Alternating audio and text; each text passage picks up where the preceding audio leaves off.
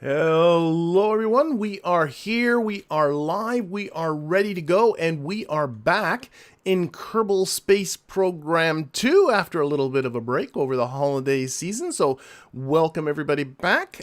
Just to remind people, this is actually just my second stream in KSP2. In my first stream, I played it completely blind, and there was a little bit of fumbling around, a little bit of trying to figure things out, and because there are some new things in there with the Force Science update. But full confession time, after that, I actually was having fun, and I thought, you know what, I'm gonna keep playing. I don't want to wait for the next stream to play KSP2 again, so I just started up another save, played KSP2 again, played for a little while, and in the course of that really did start to figure things out. So this thing's going to be a little less blind. Now, I did stop at some point because I kind of realized, like, oh, there's a little bit of a narrative going here, and I didn't want to get too far ahead of where the stream is, but I did figure out some things. The other thing I realized with last week's stream is I never really gave, I mean, I let you watch me play, but I never really said flat out as far as a review or an assessment, should you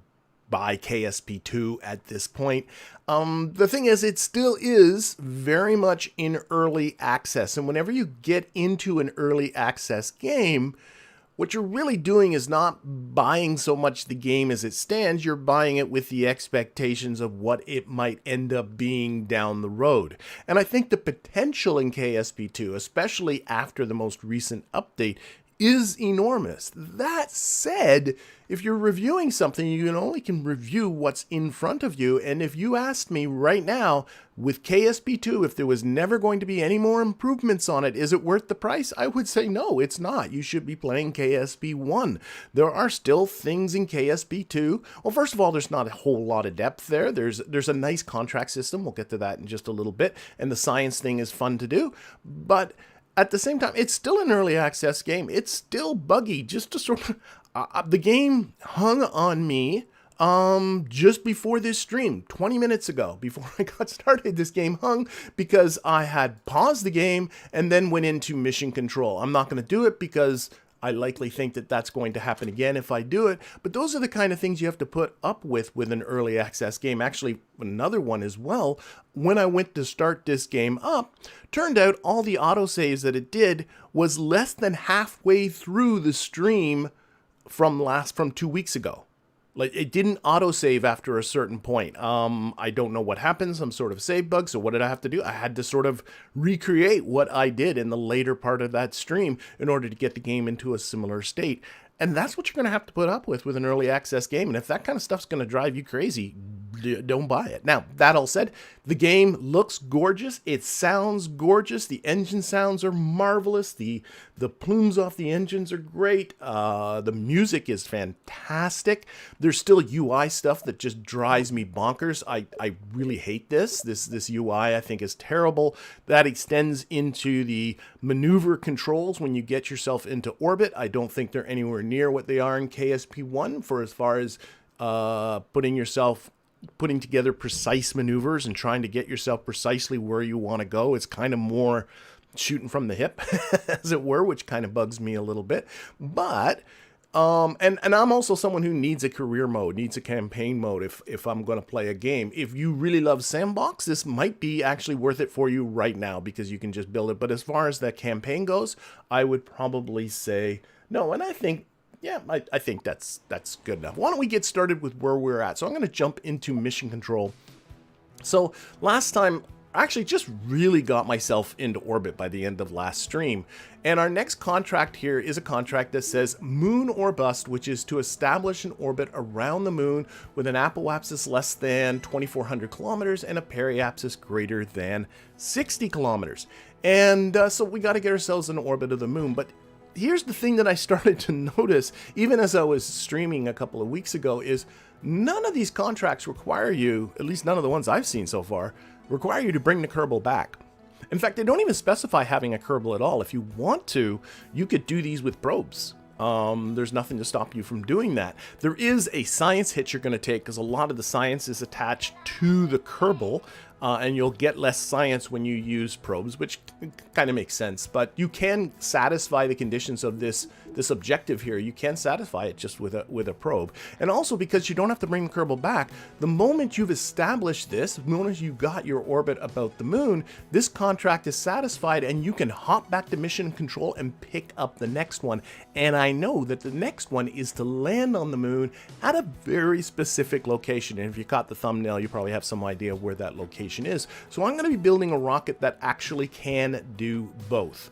Okay, now why don't we go through, just take a look at the mission brief. You don't have to do this, but I don't know, it's a stream. Let's get into some of the color here. It says, "Hello, Director, I'm wide awake and in rare form today. Yesterday I slept for the first time in a few days. Who knew a caffeine crash could provide such restful sleep? Anyway, I brewed some fresh coffee of Why are we talking about coffee? Because I thought there was something else. With your help, we're going to pull off our first moon flyby." Well, no, we're going to get an orbit, not just a flyby. This is okay. You guys are getting your terms mixed up. We'll go with that. "Got a minute? Poke around with the mission track. Careful, though. Then come back and submit your report. Good luck, Director." And then it gives you some instructions on how to get yourself to the moon.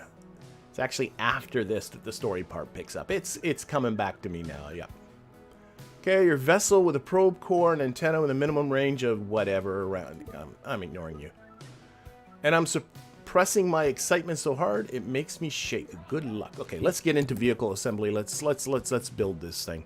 Now, because I'd already spent all my science at the conclusion of last stream and I wasn't really thinking too hard, I didn't get, because I want to build something that can land on the moon. If I go to the ground stuff here, I only got the little crappy little landing legs. And so I got to decide, what am I going to do? Am I going to use these little crappy landing legs? Or if you saw in the thumbnail, you might have noticed I built landing legs out of cubic octagonal struts. I might do that too. But let's just get started. Again, we're going to start with our landing can. We're going to start with a small parachute on top of that. We're going to add on our heat shield under that. And we're going to put a decoupler under that. All of that kind of stuff is like pretty standard. Now, the one thing I did notice with the stream last week is don't add much weight to this. Last time I had some adventures here. Let's take this off too, because I took my science part. Where's my science? There it is. That's not it. That's it. I took that and put it under there, and that's a ton. I mean, that thing, I mean, literally, it's 1 ton. And this is actually less than that. So I more than doubled the mass by putting that on there, and that parachute really struggled. So don't do that. Just make that parachute, that capsule, and that's it, and everything seems to go fine. Now, that said, I should still add my science, but it goes under the decoupler because I'm going to throw it away. There's no reason to bring this back if you have a Kerbal aboard, because if you bring the Kerbal, this is the thing I learned over the course of last stream and with my playing since then, all the science is attached to the Kerbal. Every time you get science, it's with the Kerbal. You EVA the Kerbal, that Kerbal's got the science. You move that Kerbal to another vessel, the Kerbal's got the science. As long as you bring that Kerbal back, and by the way, it'll copy into other Kerbals if you have multiple Kerbals around, and as soon as you bring any of those Kerbals back, you get the science. So you don't have to think about it. You don't have to return scientific equipment. You can just leave it on there. So there we go. Okay, so anyway, let's get going with building ourselves a lander. Now, the way I like to think about moon landers, the way I build them in my basic ones anyway, is I like to think about, you think backwards, and I like to think, okay, I got a vessel, it's sitting on the moon, how much delta V is it going to take for me to get it back? That's my first step. So I'm going to open up their little trip planner, and we're going to go to the moon. I don't like that this is alphabetical, by the way. I'd rather prefer it to be, I mean, why? Bop's are first, whatever. And right down here, this 580 meters per second of delta V for the moon's surface, that's actually the delta V theoretically. I'm going to put that in. If you didn't catch those air quotes, I'll say it explicitly. There's air quotes around that 580. Is the amount to either get off the surface of the moon and get into low orbit about the moon, or from low orbit down to the surface. It's the same number either way, if you can do things perfectly. I don't think I've ever landed with 580 meters per second. There's no way. So what I'm going to do is I'm going to add 25% to that, and I wrote it down. That's 725 is what I'm going to budget for getting off the surface of the moon. And then I'm in low orbit. It's going to cost 1080 to break orbit and get myself an intersect with Kerbin's atmosphere. And then after that, atmospheric drag and gravity will take care of the rest. So if I take 725 and add it to the 280, that gets me 1005. I'm going to add on about 100 to that because it's also going to have to handle the last part of the descent. So I want to build something that has about 1,000 meters per second of delta V. So I don't have much of a plan. The thumbnail, I cheated. So let's do that. We got a Terrier engine. We'll stick that on the bottom and then we'll see how much. That's 930. It's not bad. Maybe make it a little taller. That's 1290.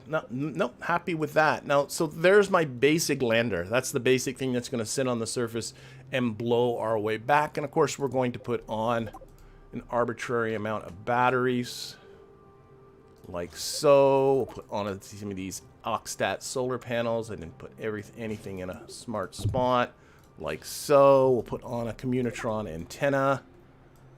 We'll put on just one of them, stick it at the back. One-way symmetry like so. And yeah, that's you know what, let's put some blinky lights on it. We'll put on some blinky lights. I'm just gonna go with 4 of these fellas here. Let's right here, close the trip planner for now. I'm gonna trip these towards, just so that if it drifts into the dark side you can at least see something. Let's see, what am I on here? I think if I go like 50% green and turn off all the blue, that's going to be more or less orange. Let's put the blink on too. And let's enable these lights and see what I think you can see the color when you're in here, if I'm not. Up here, there we go. So, I'm happy with that color, sure. Okay, so we'll turn that off, so some blinky lights like that. Now we got to think about landing. So, as I mentioned, because I wasn't thinking with the last stream, I should have got the bigger landing legs. I got these little crappy ones that are really designed for probes. The question is, should they be good enough?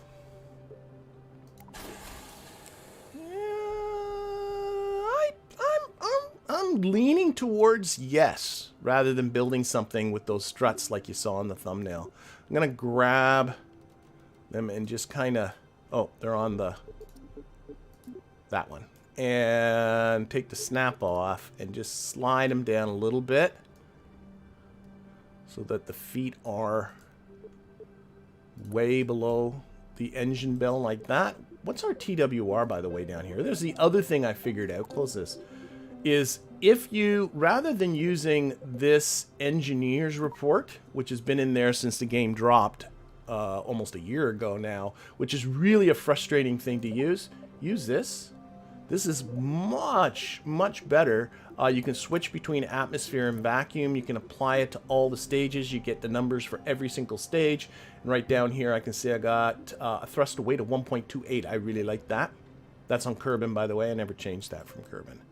And let's put some lights on here, some landing lights. So we're going to grab some of these, I guess these spotlights. How much? They're 15 kilograms each. I guess that's not bad.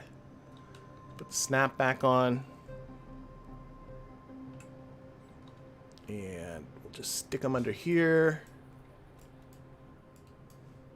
And these have a little pitch angle that you can adjust, like so.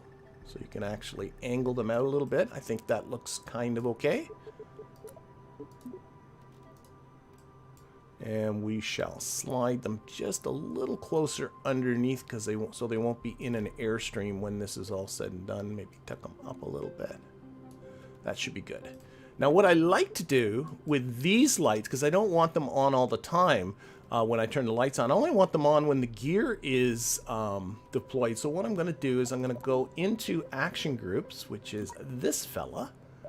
And we're going to toggle these to the gear rather than toggling them to the light. So the first thing I want to do is click on the light action group. And I want to take off, I guess it's these, no. It's these guys, these broad, I don't like photonic gently, that's cute. Just call them lights, come on. That's just silly. But we're going to take them out of the light action group, and then we're going to go out of here, go into the gear action group.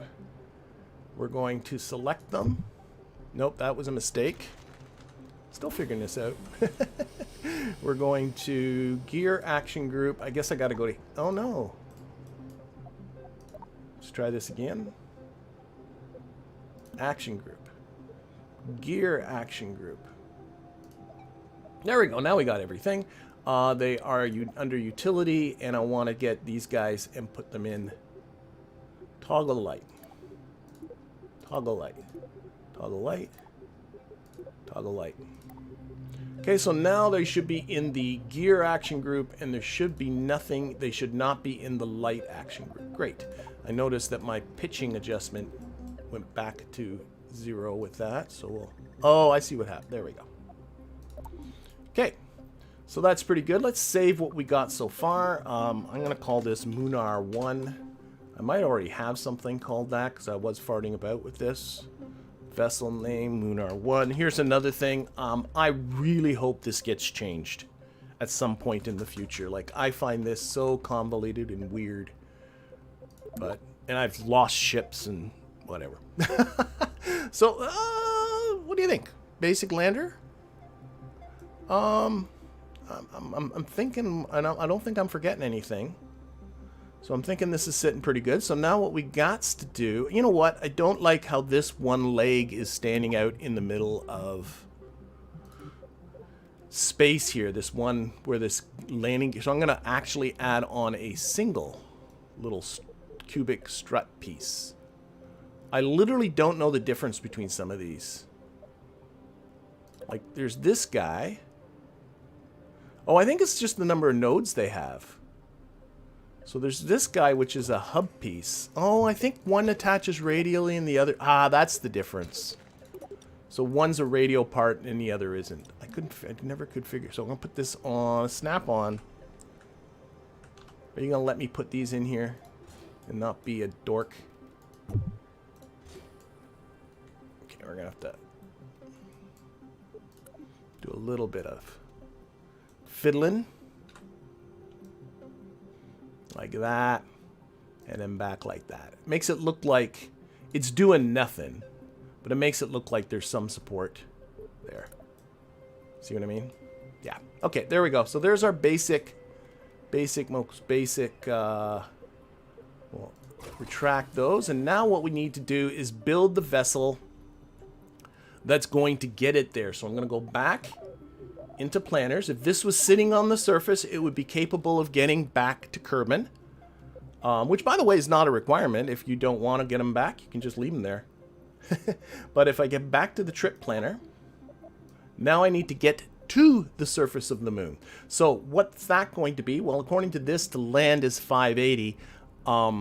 Again, I think that's ridiculous. And also, I need to do a precise landing. I'm going to add 50% to that. And that actually makes this landing 860 for that. That's what I'm going to budget there. So I'm going to add on to the 1005 that I already have, another 860. You can follow along with the calculator. I have this all written down. Don't expect me to to have memorized this. Plus 280, that's to get your moon orbit. Plus 860 to go from Kerbal low orbit and get your moon intercept.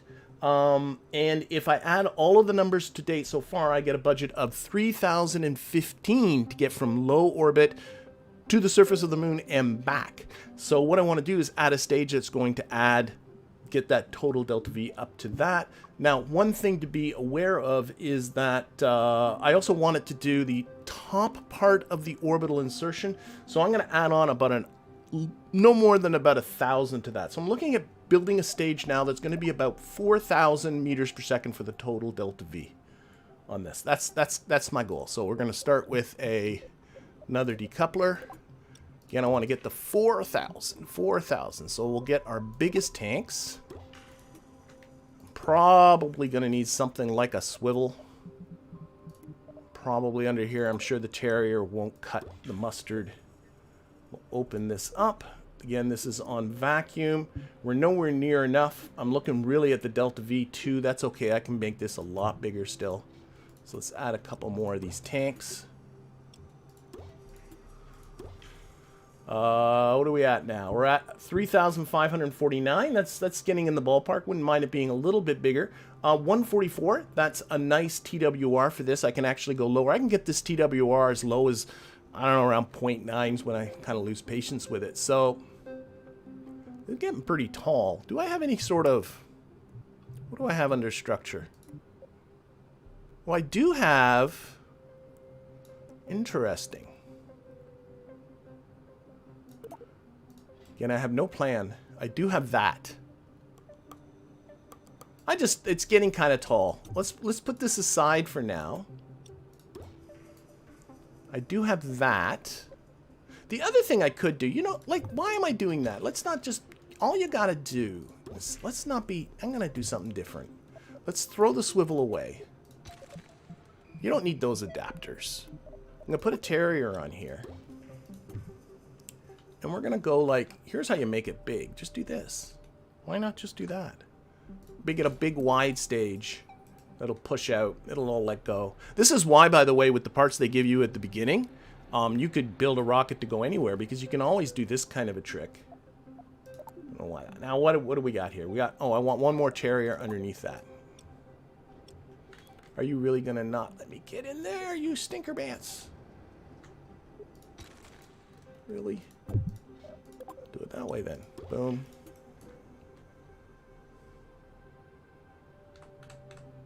Boom. Okay. So there are 5 Terriers there. That's a thrust to weight of 1. I like that very much. And that's a TWR of, or Delta V of way more than what I need. So what I'm going to do is scale this down. Scale this down. Might not even need as many as I got. Maybe I'll go back to the double. Maybe I'll go back to that thing. One more of those fuel cans. If it's not obvious, I'm making this up as I go. Oops, want two-way symmetry on that. Okay, 3 Terriers here, 3,600. Yeah, what's my DV? 1.19. I can go a little bigger, What happens if I put on a couple of these little small doobers here? I'm just trying to keep it from getting too tall.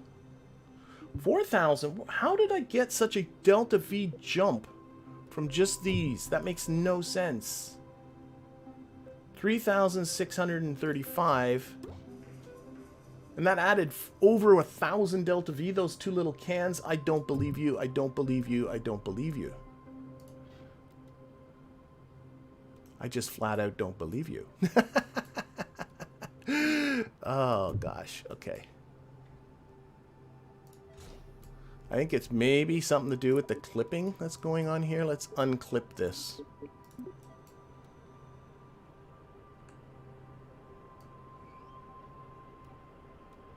Like that.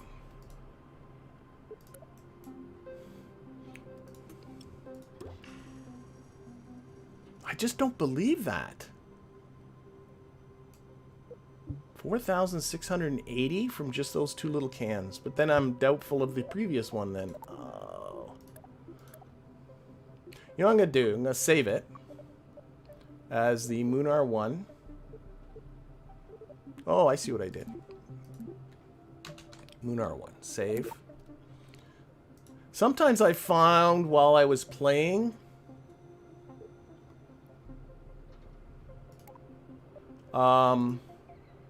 that if I left, went back to the Space Center, and came back, the Delta V suddenly fixed itself. So let's see if that helps. Because I don't trust... Oh, shoot. That's the wrong number button. Vehicle assembly building.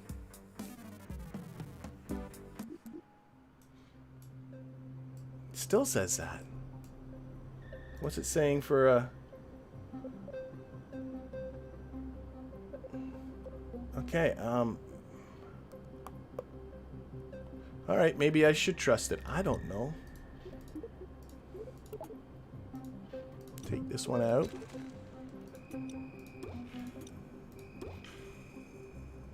$4,000.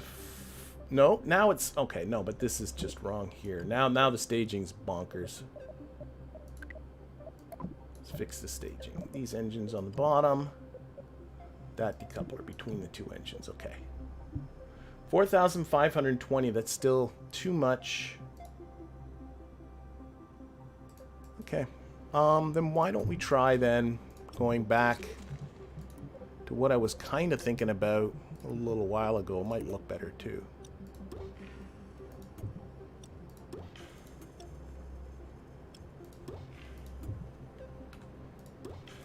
What's that do for me? See, now it's saying 2,616.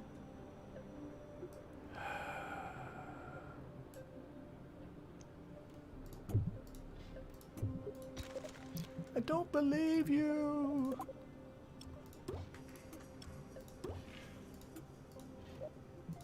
I'm gonna have to at some point just trust numbers and go with it, but I'm really kind of wacky.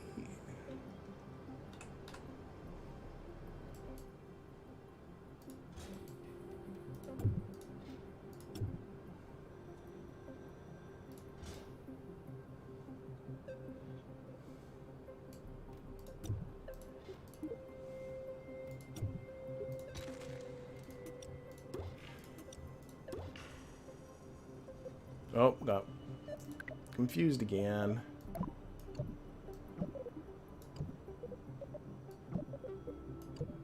All right, so that's that. That's that. That makes sense. 3,137. Replace that with the next one.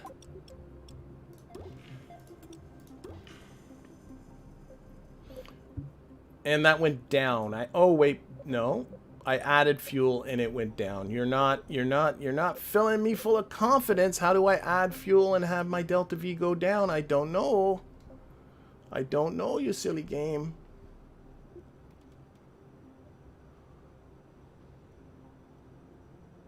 Could it be a cross-feed thing that's happening here? That it's not going to drain from all these tanks at the same time? Could that be what's going on? It's getting very confused with that kind of stuff. You know what I'm going to do? I'm going to put this sucker into orbit. That's what I'm going to do. I'm going to put this sucker into orbit, see if we can get a better feel for what's going on. We'll cheat it into orbit. Right now, though, I'm just going to get it so it looks reasonably decent. Like so. And we'll put a few nose conies onto here. According to this, I have a little over 3,000 meters per second at delta V and a thrust away to 1.28. Try one more thing.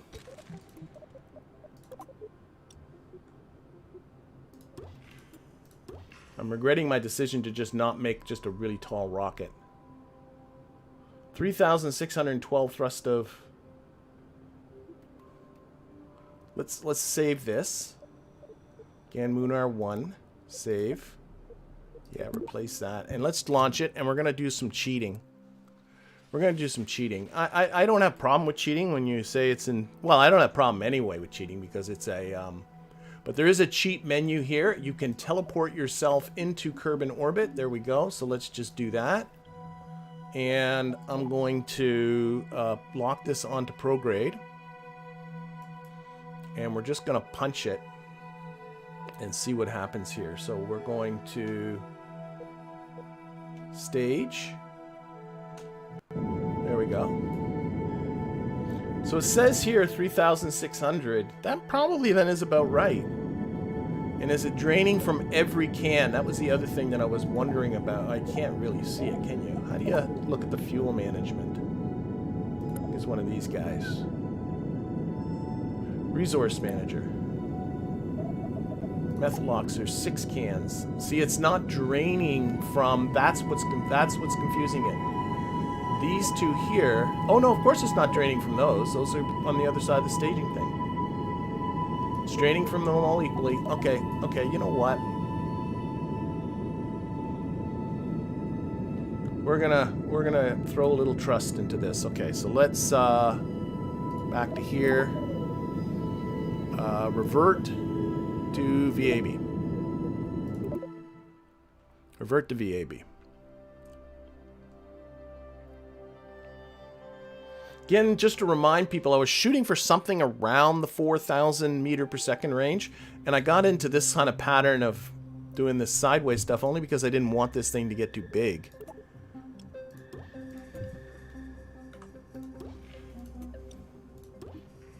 Okay, all three of those again are at same. See, how can adding those two little that makes no freaky sense. Why that little can makes such a monstrous difference in the delta V. That's the part I don't trust. So I'm getting to the point where I'm just going to go for it. You know what? I'm just going to go for it. I don't believe you, but I'm going to go for it. Because I'm tired of this trying to figure it out. I don't want to get out my calculator and figure it out, so I'm going to go with this. And whatever happens, happens. Whatever happens, happens. What could go wrong with a statement like that? Okay, let's see. Coupling. Get a stack decoupler here underneath this. So next... Yeah, there's no sense putting it in all the engines because it won't... Yeah. Next, I want to add on about another 3,600 meters per second to get myself into orbit to be generous. So I'm looking for a total delta V of about 6,615. Let's see what ends up happening. So I'm going to put on a bunch of cans here. Probably stick a Reliant on the bottom of this. Now, I don't want... Let's see. A Reliant engine. It's the most powerful engine that I have.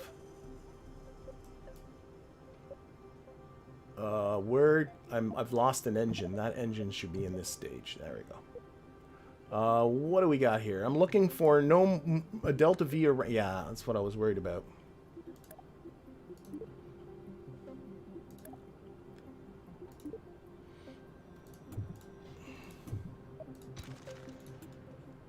I want a delta V around 1.35 stinks. So I think what I'm going to have to do is much the same sort of deal. Is just for the additional thrust. Now some people might be wondering, why aren't you using decouplers? Oh, it automatically fills that gap. That's kind of nice. See that little gap it filled? That's okay. I want all three of these engines on together, and I'm really just looking at getting a good TWR out of this. Oh, wow. That didn't stick. I want those to stick together. Oh my gosh.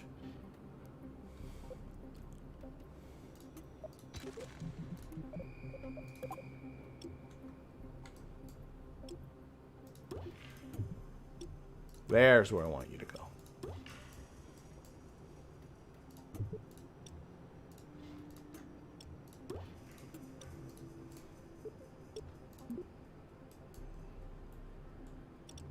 Under there. That's it. And then copy this. I want these on here radially, and I want all those engines on at the same time. So not there. 3 engines there. I got some empty stages. This decoupler makes some sense. Yeah, it stuck it to the bottom of those, which I didn't like. What's this okay, 1 point. That's pretty good. That's pretty good. I'm looking for, yep.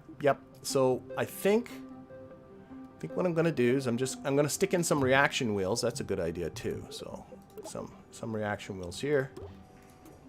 This is a very ungainly rocket. Probably could have built something a lot simpler than this. But I didn't. I'm just going to sneak these up so they're just... All those tanks are lined up. A little bit of a gap. I don't care. Okay, and so again, I need to add on a little bit more, and I'm thinking of accomplishing that with just some SRBs. So get finally those radial decouplers that I've had the whole time. Let's try 2 of them just on the side here, and I don't know what happens if I got those thumpers.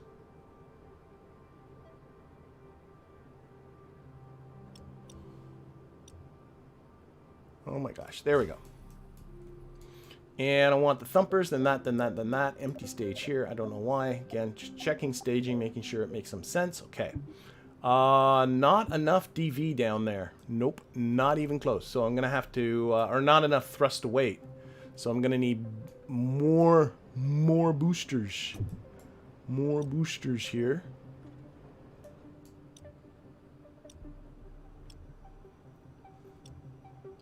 if I do something like that? And something like that. And then all of these dudes at the same time. All of those decouplers at the same time. 6,137. That's still not quite there. This is on vacuum, right? Yep. Thrust to weight's okay.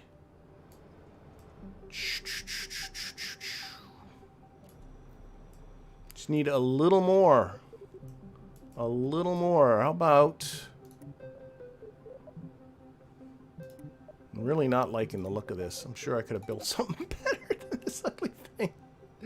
Right there. And... why am I going in this direction? A couple of hammers. Now the hammers... no, that's not good enough. More thumpers.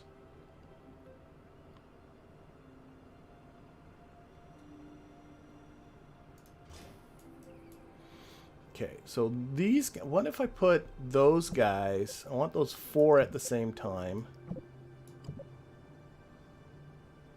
Get rid of you. Oh, this isn't a dumb spot. I want these here. Might put all...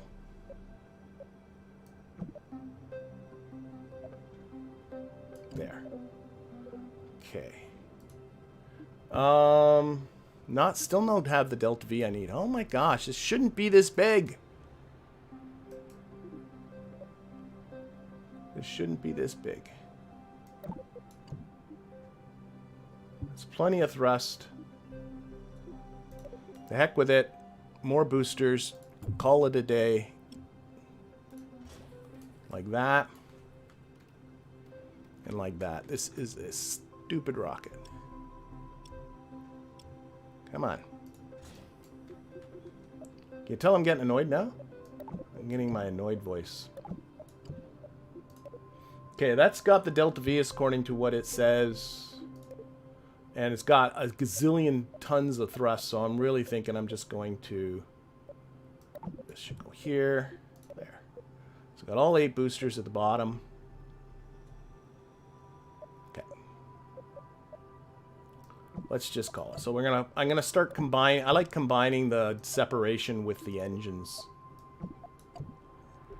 Limiting the amount of staging that you have to do. Get rid of that.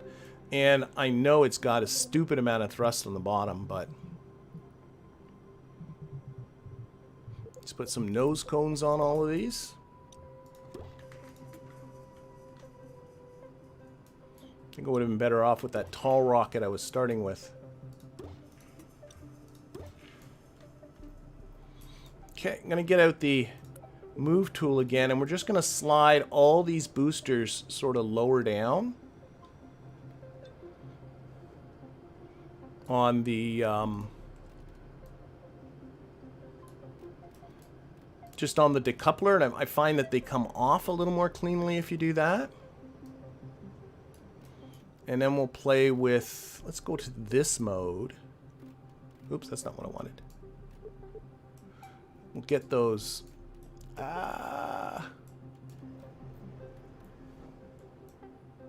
yeah, let's slide up the decouplers now so that the engine bells are just under those engine bells.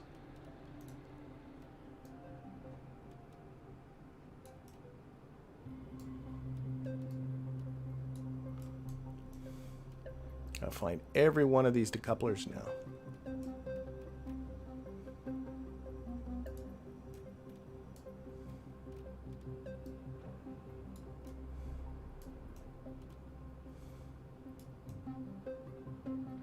There it is.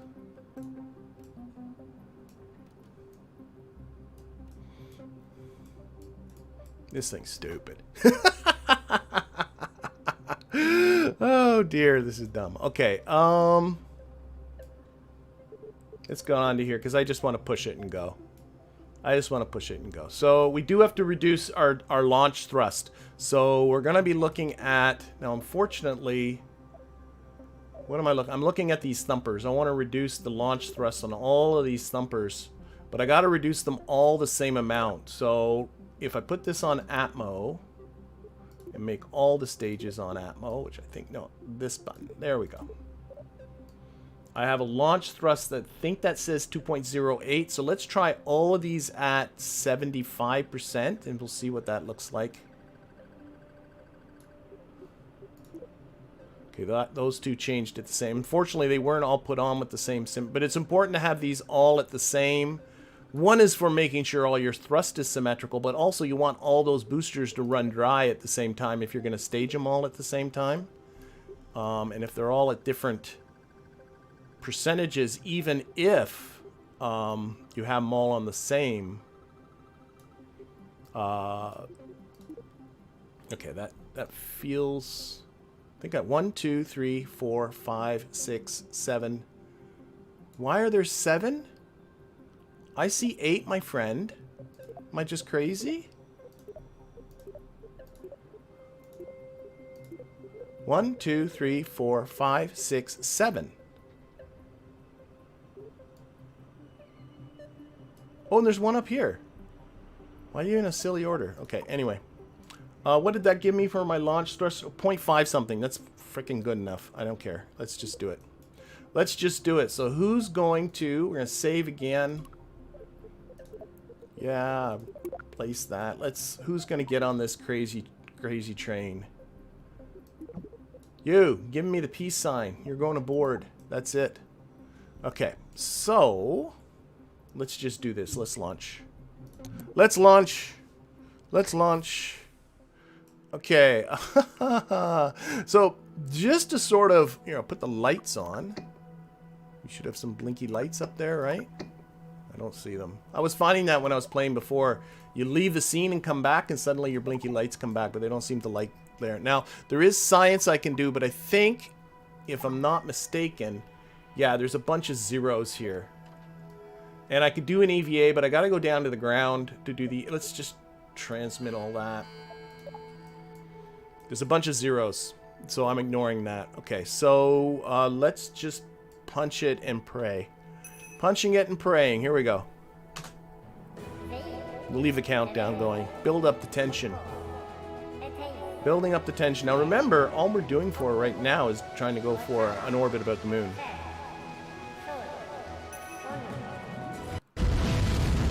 And... Oh! That's what KSP is all about. Oh my gosh.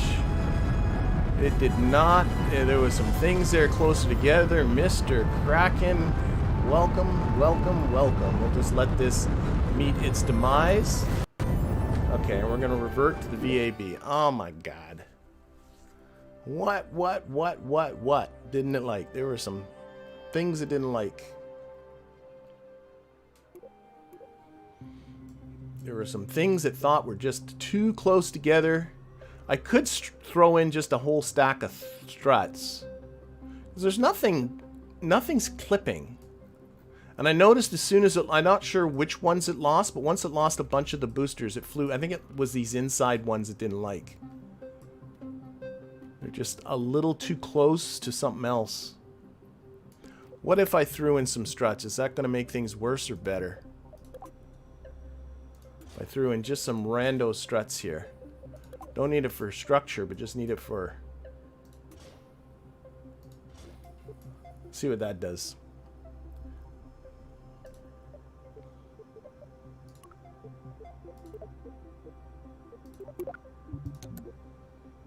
See what that does.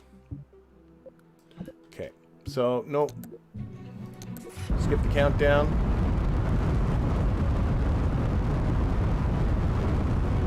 I don't know. Random struts did the trick. Okay, let's pitch over. Pitching over about 5 degrees. Locking on to prograde. Want to keep this at a heading of about 90 degrees. Now, this is a lot of thrust, so it's going to want to go up pretty steeply. So I should probably just knock it over even harder. Oh my god, look at this dumb thing. Look at this dumb thing. Should have just gone with something taller. She should look better once we've lost all the idiot boosters.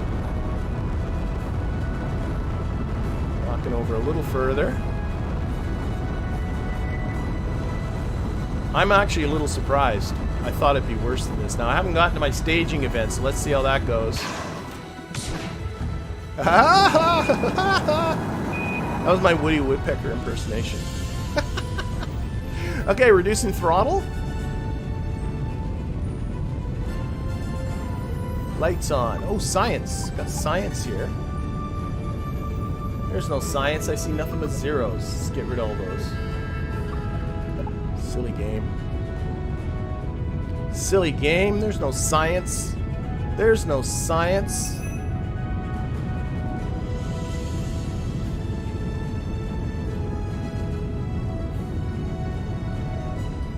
Oh, oh, oh. Need more throttle. Oh my gosh, I need more throttle. Oh no, I don't. I'm looking at the parry. Oh my god, I'm looking at the wrong numbers. Calm down. I'm trying to keep the Apple Apps time at about a constant, and I suddenly was looking at this parry Apps time. Don't worry about me. How my brain works, nobody knows.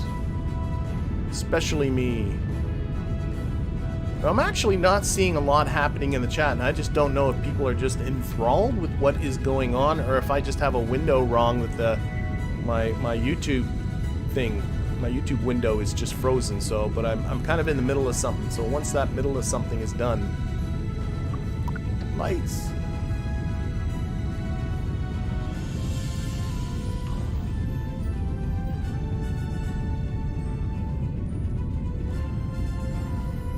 Okay.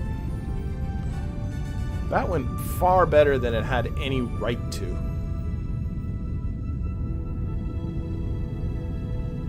I think my chat is frozen.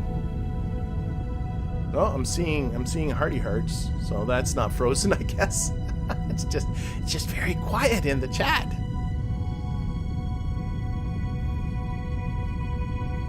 Okay. All right. So we're waiting. We're at 71 kilometers, 72 kilometers on the Apple Apps. Just gonna wait for that to get up to 80. My spacey altitude. I'm almost in space. So, but we'll cut this when we get to 80.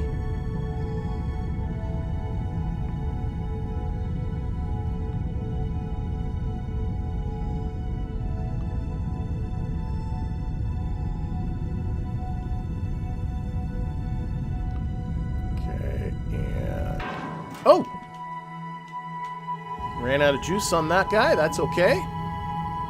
That's actually perfectly fine. He can plummet back down to Kerbal surface. And we're on to this. And boom, that's 80 kilometers. I'm kind of happy I went with this.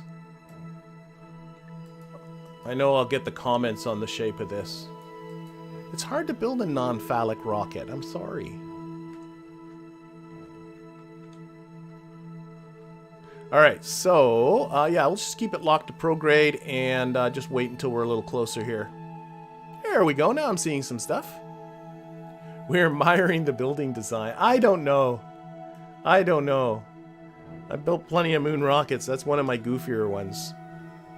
Then again, I didn't unlock very good parts, I will say that. Like, if I... Well, I should maybe throttle up. That might be a good plan. Getting close here.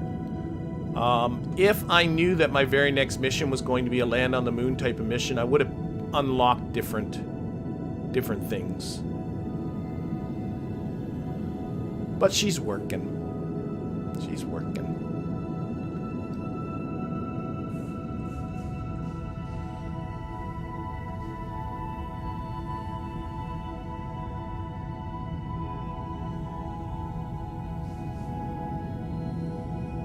Alright, almost at our orbit. My periapsis is just about a positive number, which is always a good sign.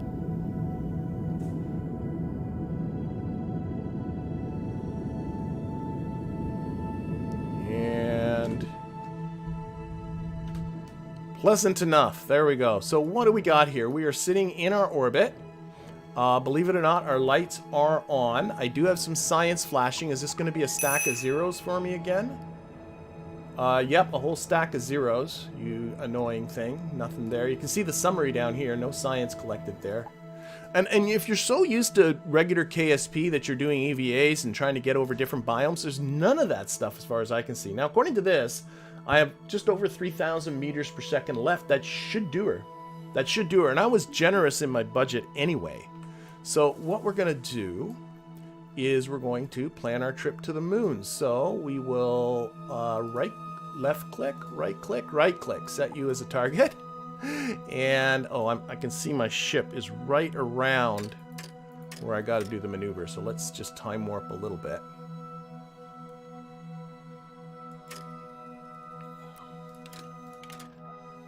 Yeah. And right around here-ish, create a maneuver plan. And stretch this out. You know, one of the things I can say for KSP2, I should have mentioned this right at the beginning, is the actual flight, especially in atmosphere, I think is much easier. There is definitely some kind of flight assist going on, helping you with the flight. I think you can get away with jankier builds in KSP2 than you can in KSP1.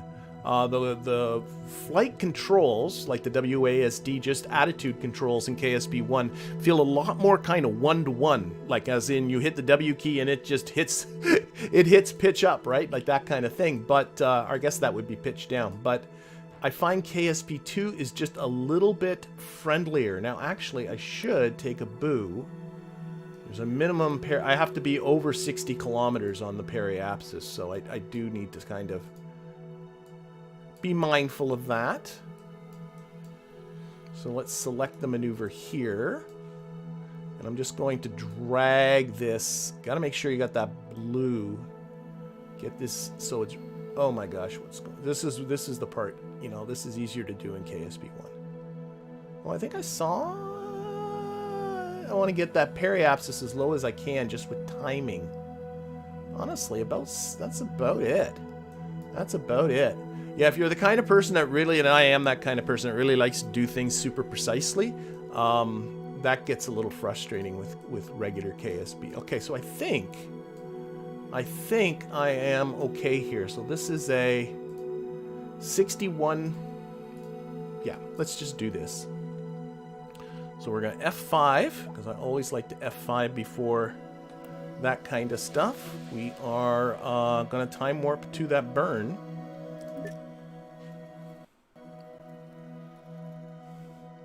Yeah. And I mean, I don't think that's a bad thing. I'm saying with the easier flight controls. Like the developers of KSP2 flat out said they wanted this game to be more accessible. And so... Lock to the maneuver node. Putting in some kind of baked-in flight assist, I don't think is a bad decision to make for that. Now, having said that, this is only the third primary mission of this thing to get the moon orbit, and the fourth primary mission of this whole campaign is to land very precisely on the moon's surface. A precise powered landing is tough. So, I mean, the learning curve in these missions is really steep. Like, seriously. You know, you, just wait, I really gotta pay attention here, don't I? Boom. Okay, we're off. We're off.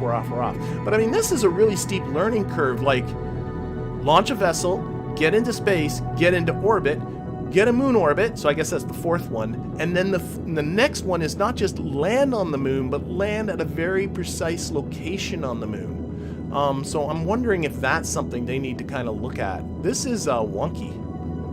There's some wonky, wobbly, why? I think I know what I need to do. I think I want to get into the gimbal control. Just disable gimbals. Let's see what that helps. I think those engines are fighting each other a little bit. No, that made things worse. Enable the gimbals. Okay. Just gonna get ready here. I should have been paying attention from the moon, but I wasn't. There's some wonkiness going on there. Okay, let's just see that moon periapsis. And a little bit of... Just want that, again, a little over 60. 62.5. I'm ecstatic about that. Okay, let's delete this maneuver node. Let's see if we can figure out why there was some wonkiness going on there. Doesn't like... Maybe some struts across this would have been a thing. So I disabled the gimbals. It didn't like that. But you can, maybe if I bring the gimbal limit down a lot. Just don't know if there was... I don't know. We'll try that. This one, I think, we'll keep that one disabled. Well, you know, no. Disable the outside ones. That's what makes more sense. Because if it's the gimbals are generating some torque, it's the outside ones that are going to be the problem. And then on the middle one, I don't know. Like 42% gimbaling there. Maybe that'll do it. Only have one rocket engine gimbaling. That might do it. Okay. Nothing to do, nothing to do, nothing to do. Oh, thank you, Arrow Briggs, for the kind donation. It's much, much, much appreciated. We are on our way to the moon, so let's do it. I don't think there's anything to do between now and then. Again, for KSP1 players, you don't have to worry about science. I don't think there's even... If this thing ain't flashing, there's no science to get. And sometimes even when it is flashing, there's science to get. So what we're going to do is I'm just going to time warp just to about here. Time warp to that point. Oh, there is science to do. Okay, what's my science? I bet you it's a bunch of zeros again. No, we have, because this is our first time on our way to the moon. So we do have some environmental data science here. Kerbal high orbit. Kerbal high orbit. Again, biomes don't matter. So there is some, I did pick up some stuff there. So we'll just hang on to that. Cool, cool, cool. Okay. Where are you, moon? We're staring at Kerbal, but I want to see them. Ah, there you are. Okay. Let's get to, I don't know how far I am from the moon. Let's get into the moon's SOI is what I'm trying to say. There we go. You might see some sort of change. And now, there we go. Got a nice view of the moon. Should be lots of science to do. Bing, there we go. We're now at 110 science worth of samples and 198 science worth of data. I'm not going... I got, again, some zero... You know what I'm going to... Can I transmit? No, I can't just transmit... You can't just... Oh, yeah, you can. I can transmit this guy for 0. Oh, because that's a sample. I don't want to transmit everything, just because it uses up electricity and there's no reason for it. But these zeros are bugging me. I guess there's not much I can do about the samples that are zeros. So those are from low orbit, and I was there before. Alright, rest of this is fine. Okay, science is done. Science is done. We need... Let's focus this on the moon. This can turn into a mission to Jewel. Boys walking. Okay, is this still above 60? It is. So we're just going to try and circularize here. Create a maneuver. And boom, boom, boom, boom, boom. And this is going to satisfy this contract, at which point we're going to bounce back. And we're going to... Now, one thing to notice is, notice how the periapsis is moving away from where the maneuver is.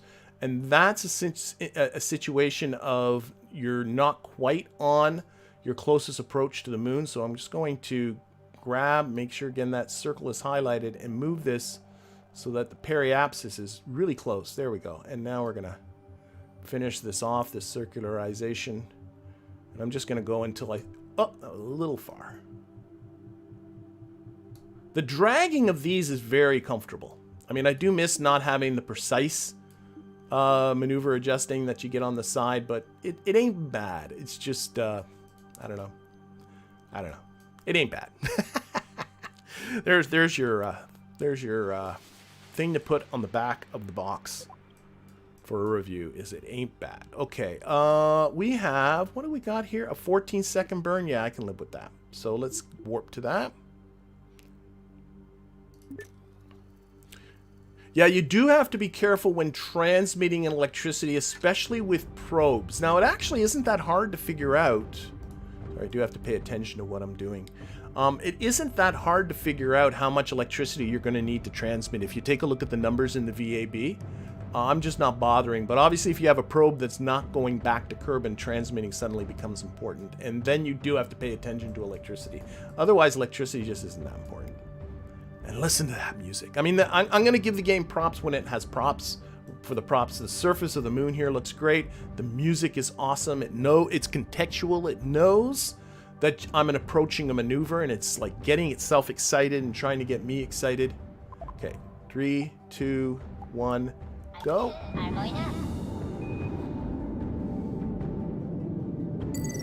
All right, that's our contract, but we're going to keep going and get ourselves a nice orbit.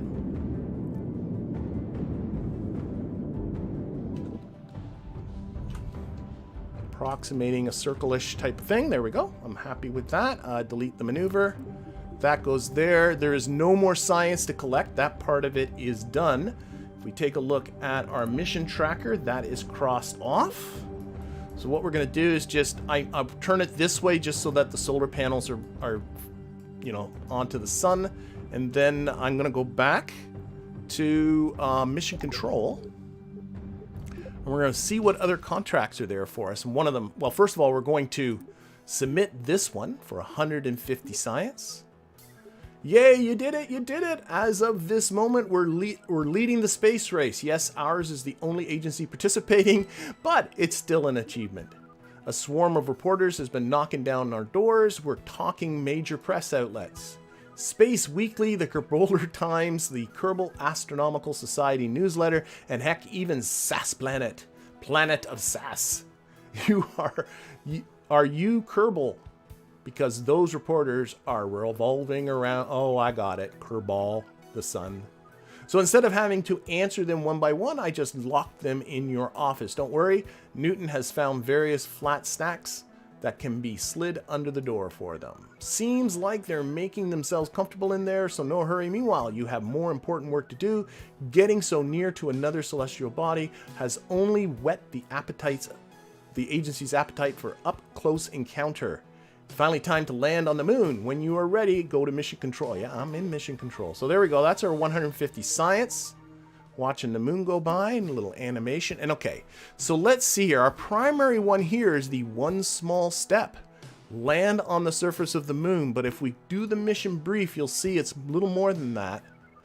Sorry to be single-minded. All of us at Mission Control want to get started right away.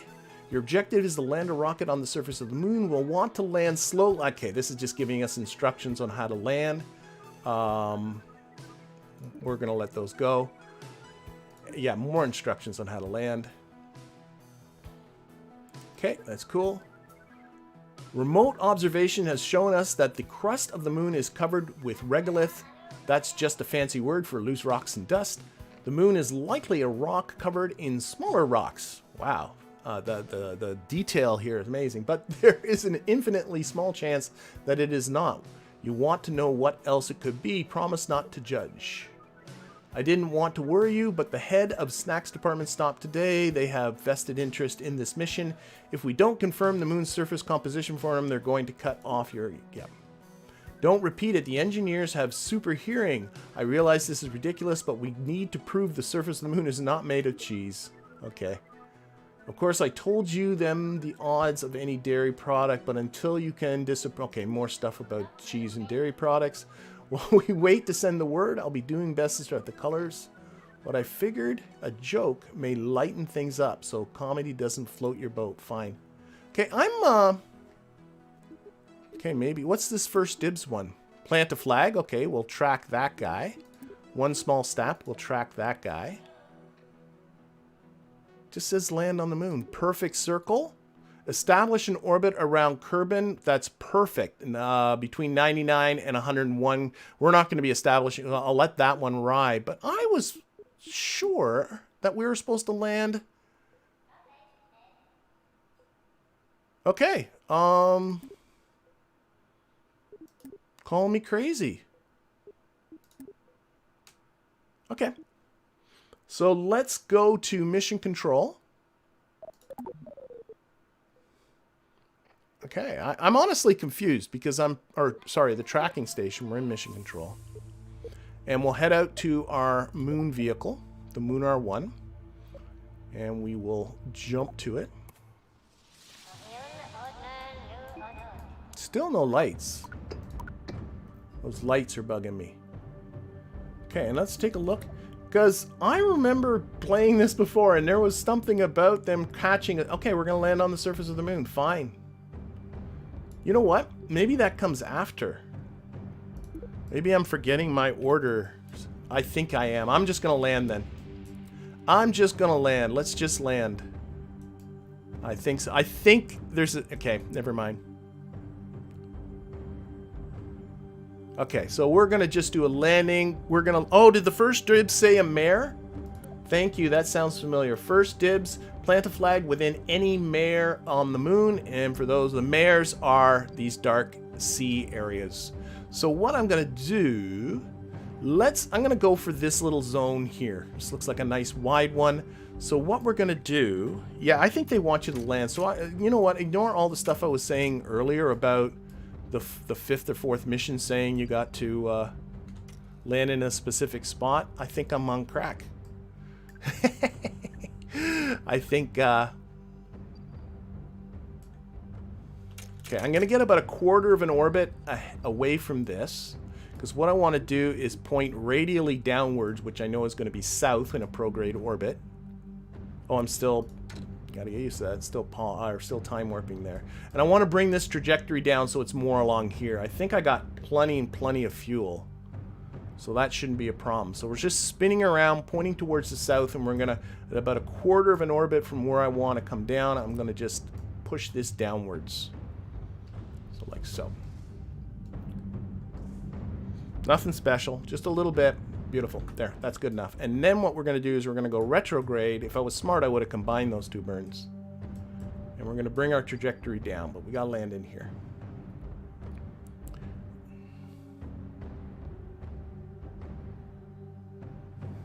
Yeah, change in plans is right. I thought I was going... You know what, though? If we got to land on the moon again, we got the vehicle for it, don't we? Okay, so I'm just looking at this. Oh, I wish I could... It won't let me turn the camera that much. That's okay. Good enough. Good enough. So we're going to put this onto ground. We're going to put this onto surface. We're going to roll this. Roll this so that the blue is up. I always find orienting is so much easier when the blue is up on the nav ball. So that is like that. I got Kerbal rising very nicely. I got 718 meters per second still left just in this lower stage, which can handle most of this pretty much. I might be able to even just land on this, but we'll ditch this stage before we actually get to the surface. I'm still annoyed that my lights aren't working. And at some point, I should be getting into near space about the moon, which is... Oh, there. Speaking of which, my science light just came on, so we'll grab all that. Bingity bongity boom. More science. I don't even have to look at it. Here we go. How much science we got so far? I can look at that much. Okay. I thought that does not bring that up.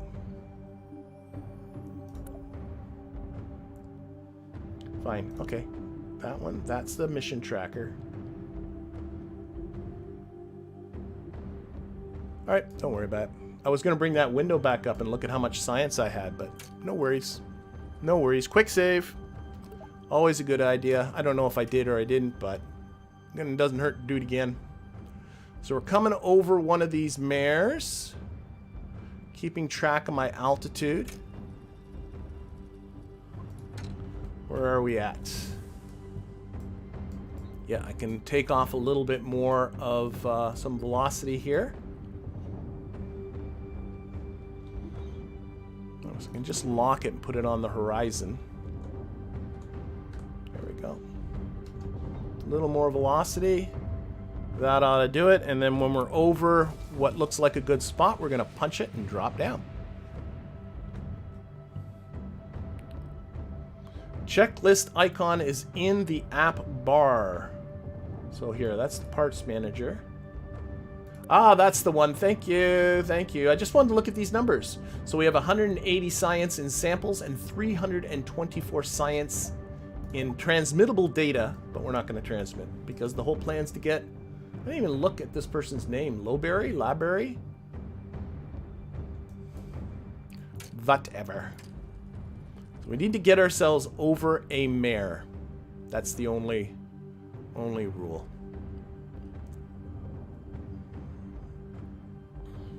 You can see we're coming over it. And by the way, I'm sure for people that are new, follow my streams before, I am a Mun person, not a Moon person. And at first, when I was playing KSP2, because clearly they want you to say Mun, I tried to say Mun, and I can't keep saying Mun, so I'm going to keep saying Moon, because that's what I'm used to.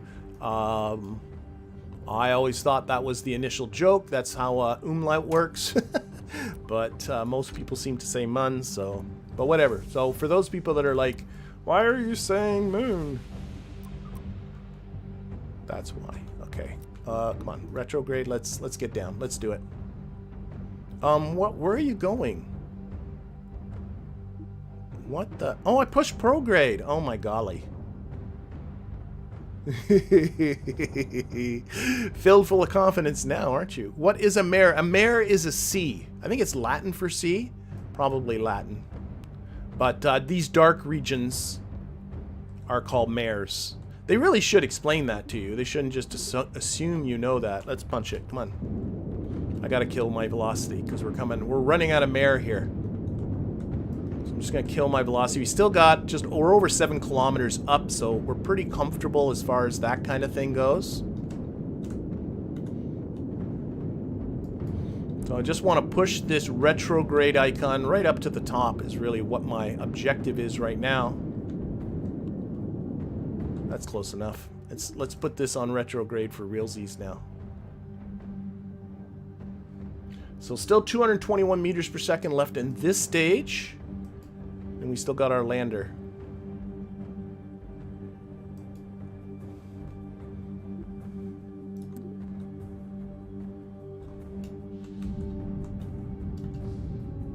I'm going to get it, so I'm dropping straight down.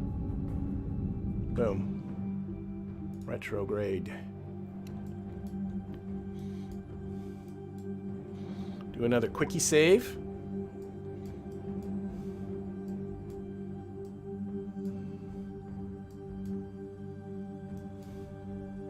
So what I'll probably end up doing is just stopping myself at some point. Yeah, I don't need to be finicky about this.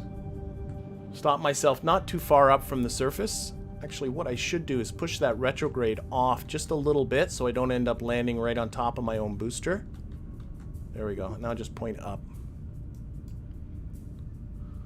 So that will go off to the side a little bit. Okay, let's...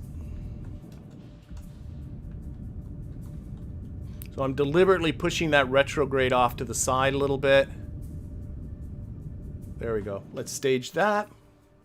Stage, you stinker. Gear. Okay, and now we'll push the retrograde back. Should just lock it onto retrograde, for goodness sakes. There we go. That'll fall off to the side and we won't end up right on top of it's the idea. Okay. Now, still my lights aren't working. You are the worst. There's something up with the lights. Okay, I should pay attention to really my descent here more than I should pay attention to light, shouldn't I? Oh, that was spectacular oxygen-filled explosion there.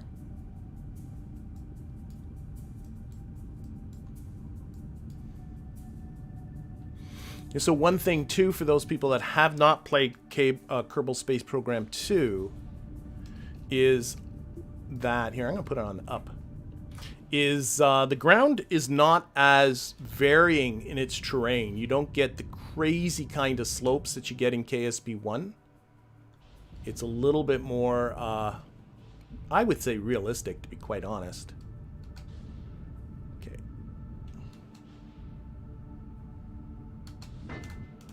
And we're down. Now, one thing I was going to do, and I think I'm going to do it right now, is these landing legs Take the auto expansion off. They are way, way too weak. I think I might have broken them. Because I noticed they were sitting on the engine bell. Of course, these are the little proby legs, aren't they?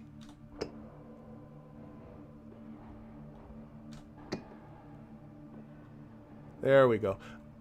There's just way too much give in those landing legs. They're just stupid. Okay, what we're going to do. You know, I've never extended this antenna either in all of this.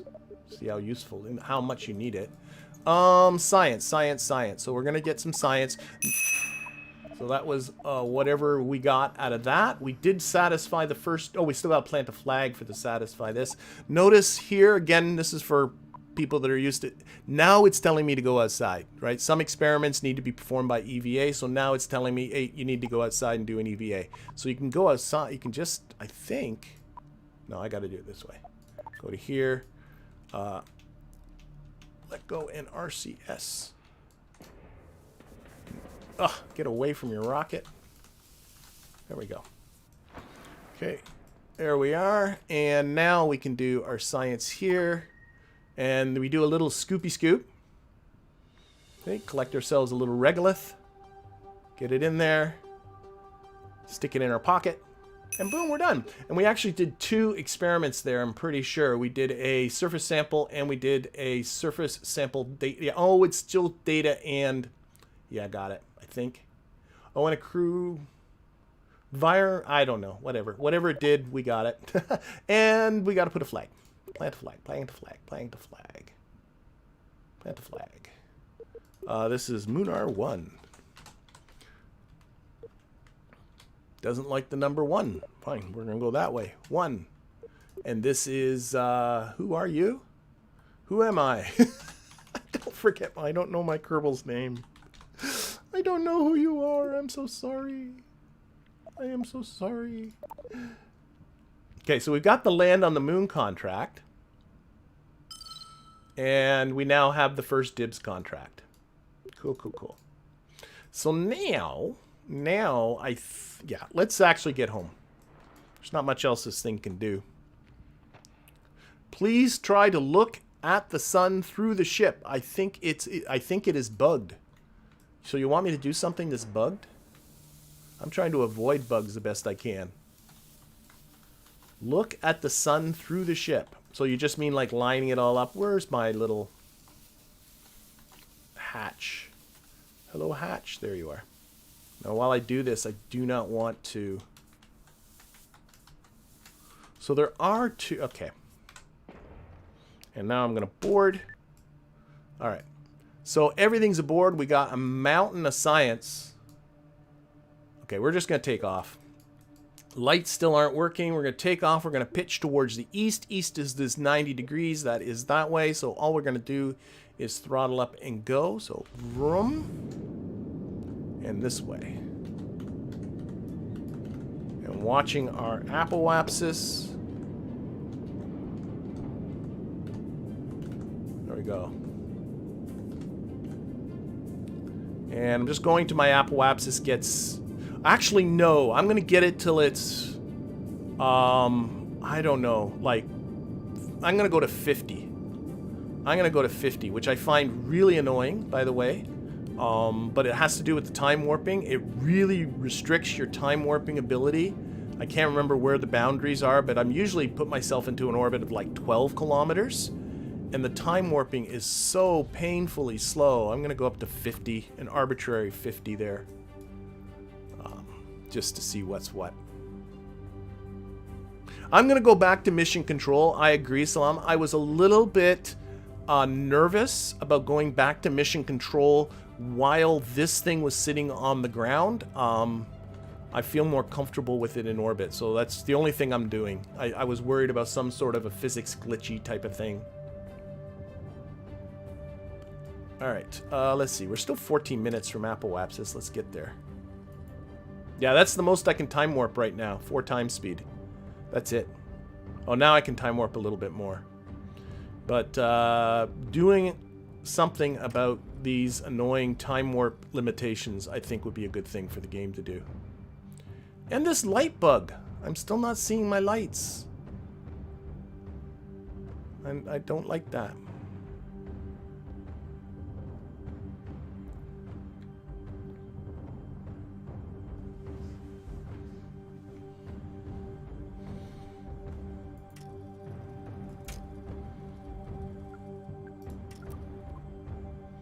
So let's just get to Apowapsis, get ourselves in a circle, and then we'll pop back to mission control. A little warning telling me my lights of my solar panels don't work anymore, like I didn't notice that. Oh, lock on prograde.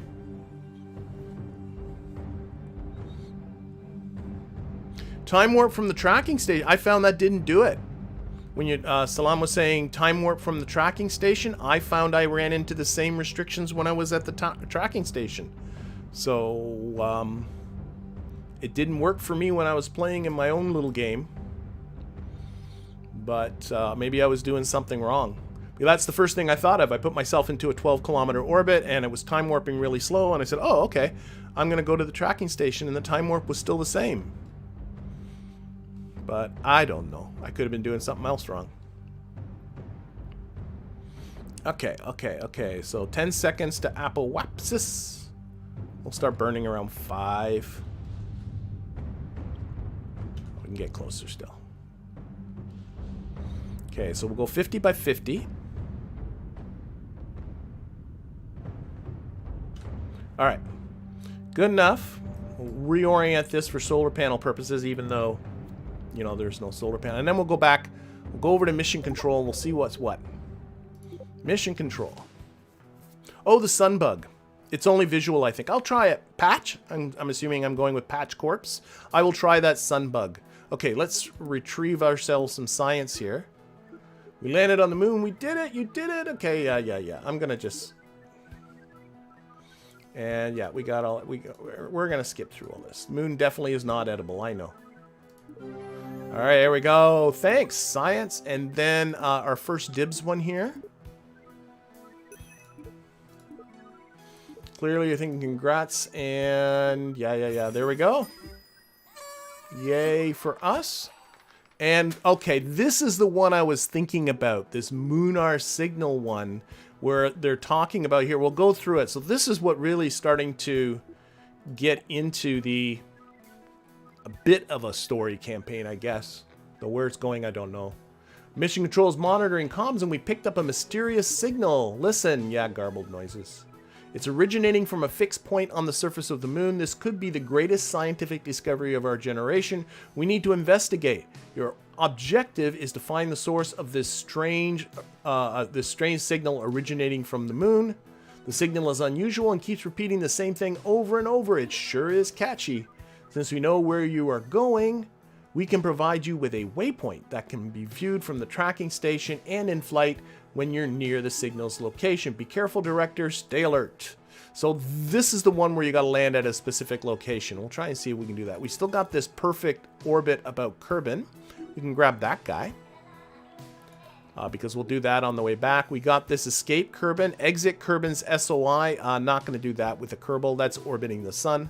We got the lonely satellite. So here we're getting into some ones, you know, orbit Kerbal with a probe core, an antenna, and a solar panel. That'd be a good thing to do with a probe, is you can knock off both of these two. Lots of science, though, associated with these. Like, you know, I'm not going to track those, though. What we're going to do instead is go over to mission control. Not mission control. I did this last time. Go to the tracking station.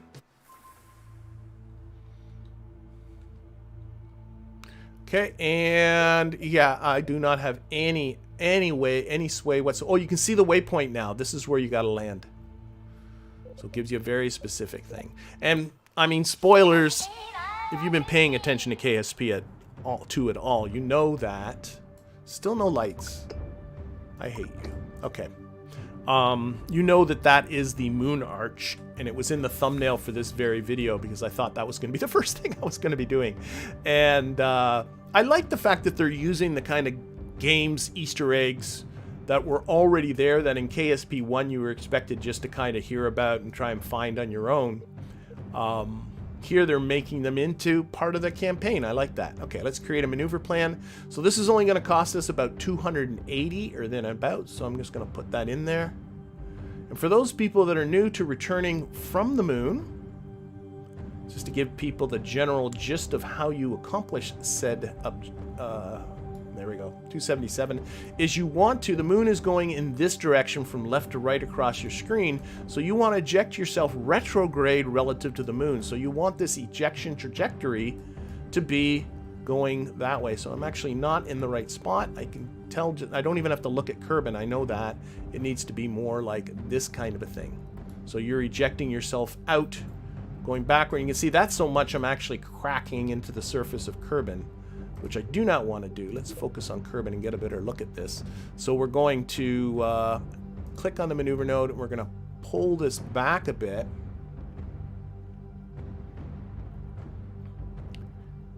Okay, and what I usually go for is about 35 kilometers. I find that works really well. So I'm going to go for about a 35 kilometer periapsis. That's well into the atmosphere. That will slow you down, get you to land. Okay, let's do it. Let's do it. Let's do it. Let's do it. Let's do this really fast, and then I can maybe just launch this thing again and try and do that other contract. I think that would be fun. So F5, warp, warp, baby, warp. Oh, the light issue is a known bug. I think I read somewhere they're reloading the game may fix the problem. I thought just exiting the scene and coming back might fix it, but oh, I saw a little flash. I saw a little flash. Maybe it was just my imagination. Somebody else was talking about putting the ship between the sun. Like that? That seemed to work fine for me. That's occluding actually very nicely. All right, let's do it. Let's do it.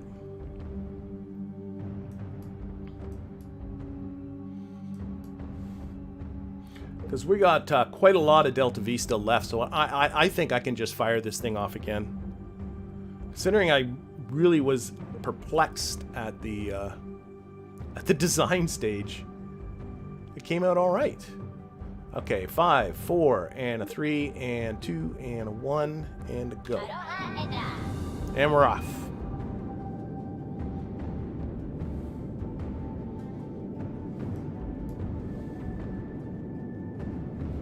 And we're just going to cut a little short. Oh, whoa, what happened there? So we got, what's going on? What's going on? What's going on? Here's our Kerbal PE. I'm just going to keep burning in that direction till that says about 35.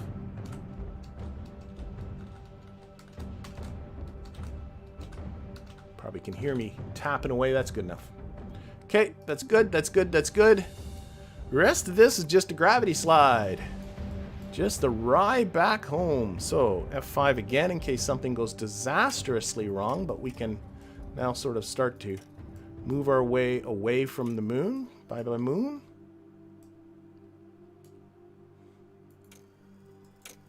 And get ourselves coming towards Kerbal here.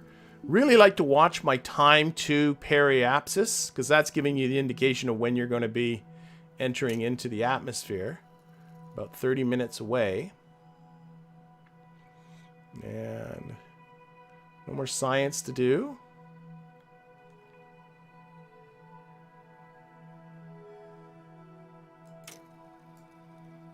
Okay. Here, let's put this on C. Okay, there we go. Pause. There. Okay, so I like to stage off sideways. Put it on the normal vector, stage off sideways with the whole service module bit. So, boom. Come on. Boom. There it goes. And then we're going to put this onto the surface retrograde vector, and that should be all fine. The parachute is armed. I finally figured out that that's what the little blue here is saying on the parachute, that it is armed. If you click on the parachute, it doesn't actually tell you it's armed here. That's clearly something, it's a minor bug, but, you know, but it is armed. And it gave me lots of sources of concern. Am I on Twitch? I am not on Twitch. I don't know if that Raxo's asking, is he on Twitch? I don't know if I'm the he, but I am not on Twitch, so sorry if that is something you're looking for. And I don't know about other people, but here, let's actually slow the time warp. I'm gonna put it on 1 time speed. I find, like, oh wow, we got a fireball coming by us here on the coming by the window. But I find that you do not slow down quickly in this game. And yeah, this upper atmosphere is slippery. I don't know what it is, but I find myself like, look how low. Like, we're still really cranking. We're at 35 kilometers above sea level. Let's put it above the ground, and still going at 2.5 kilometers per second.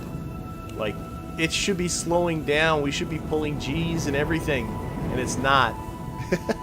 It seems to come out okay anyway, but oh my golly. Do you have a heat shield? I certainly do. I think this would be, without the heat shield, this would be bad. Now there is, it talks about, is there an ablator? It says ablating. Oh yeah, there is. I have 0.18 of 0.2 tons, so I've used up 0.02 tons or 200. Is that right? 20 kilograms. 20 kilograms of ablator. Still lots left. Doesn't put it up here like KSP1 does. But we're still really trucking it, though. I don't know. Maybe that's more realistic. I don't know. But in KSP1, for sure, you hit that atmosphere and, like, the brakes just hit. You slow yourself right down. All right. Hello, Jay-Z. Glad you made it. Oh, there goes our parachute. But even with this thing dragging behind us, we're still, like, not exactly pulling the G's, slowing down. We're finally starting to slow down. Is this worth buying yet? I had that conversation sort of towards the beginning. As it stands now, I would probably say no, but I am encouraged by what I see and where the game might be in the future. I'm hoping that kind of helps in that sort of state. I still think right now KSP1 is a better game. There's just more there. There's less bugs because there's still bugs, and some of them can be game-altering bugs.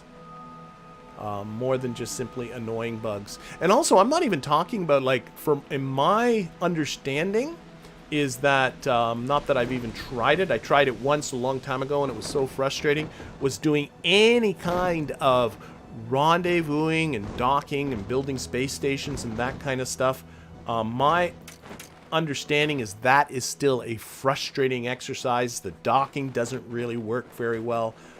So there is limitations on what you can do.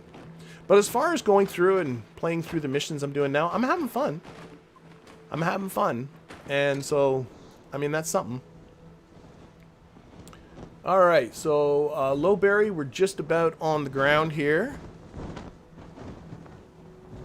And that's going to be a stack ton of science. There's no science for us to collect, so there's no reason for us to get out. All we're going to do is go over here and hit recover. I don't like, again, this is a UI thing, but like, why is recover vessel right beside revert to VAB? That is just an accident, at least from my mind, an accident waiting to happen.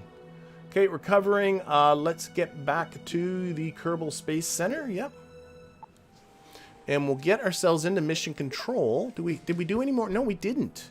And we already picked up the contracts we're interested in. So let's go straight into, I mean, I could go to the R&D center. How much science? I got 1,350 science. I think all I'm going to do, I'm not going to do it. I want to land on the moon again. That's what I want to do. So I'm going to grab the better landing legs.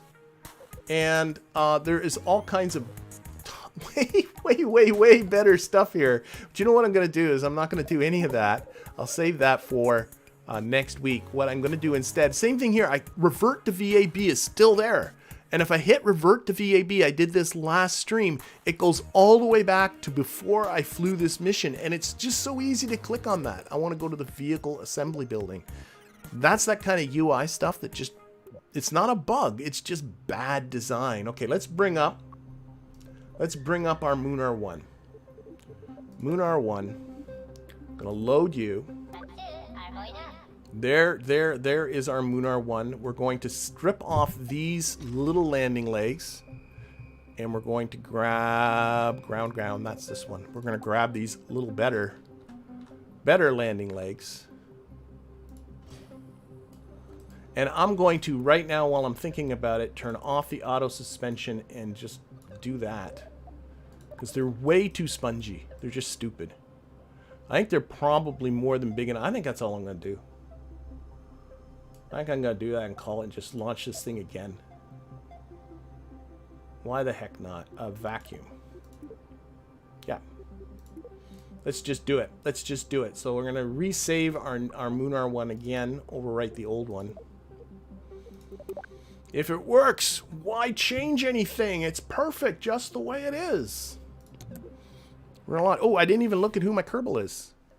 Who was my... Oh, and we're at night too. Okay. Oh, and we're on the runway.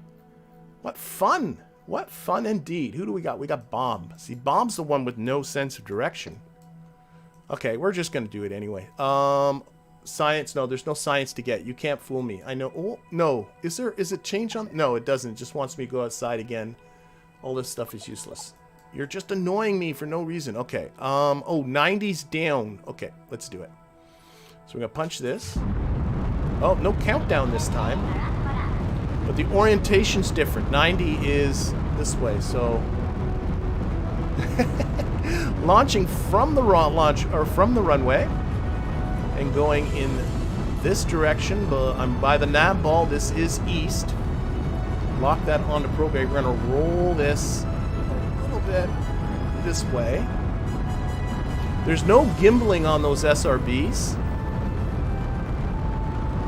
Yeah, that looks better. So I'm doing this purely on the reaction wheels that are in the game. I think I'm pitching over a little bit too quickly. So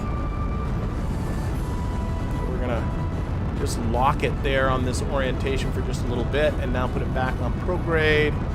I'm a little bit too 91. I want that to be 90, so I'm going to just push this way a little bit. Oh, I'm about to lose those SRBs. The fire looks great though. Eh? There we go. Now we're on to the next stage. And we'll reduce throttle here.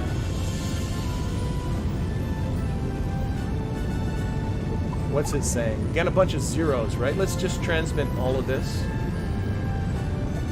Because the engines are generating electricity for me, so I don't have to worry about electricity. Yeah, I would say the UI. The UI needs work. And I'm really hoping that it is a stand-in UI, and at some point they plan on doing their proper UI. I hope. Because I think it is confusing.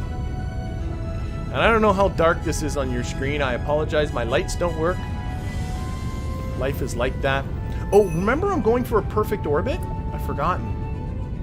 The perfect orbit. So we're going to go for 100 kilometers on our apoapsis. 100 kilometers on the apoapsis.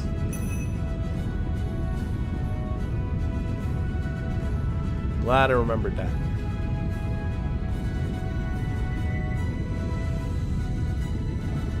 Not sure why I ended up going to the runway. The game thought this was a plane. I'm sure I could have selected my launch location, but I don't know. It was doing something weird.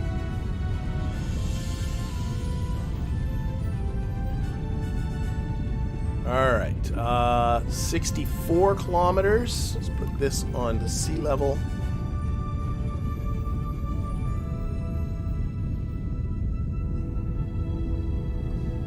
Reduce our throttle a little more.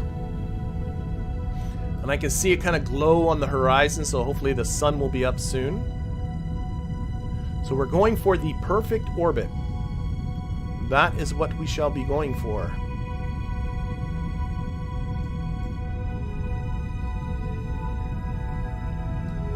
So maybe the learning curve on these contracts aren't so bad, because if you're having trouble landing in a specific spot, there's nothing to stop you. I mean, I've unlocked a lot of tech I'm not even using. And you could just take your rockets and practice landing on the moon, going to different spots just for giggles. It's not like you have to pay for these rockets or building planes or whatever else might suit your fancy. But yeah, precision moon landing, that's pretty tough. Okay, where are we at? We're in space here. Oh! There we go. More throttle onto the trio of Terrier engines there. And we're just going to keep this going until this hits 100.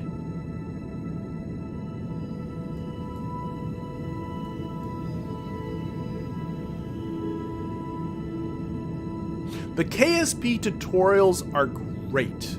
I want to say that I've been saying that right from the beginning. Those KSP little video tutorials, I mean, they teach you the basics of how orbits work and how maneuvering in space works and how attitude controls works. They also teach you controls.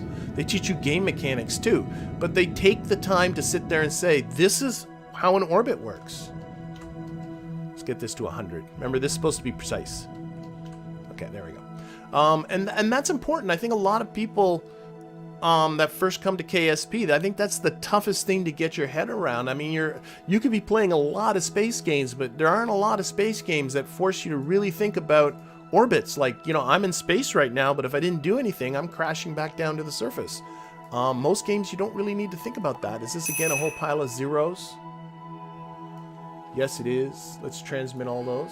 Does it cost anything to transmit stuffing with zero science? Oh, well, there's samples, too. Okay. Oh, I can delete them. Boom, boom, boom, boom. Something for it to think about. Don't make us collect stuff that's and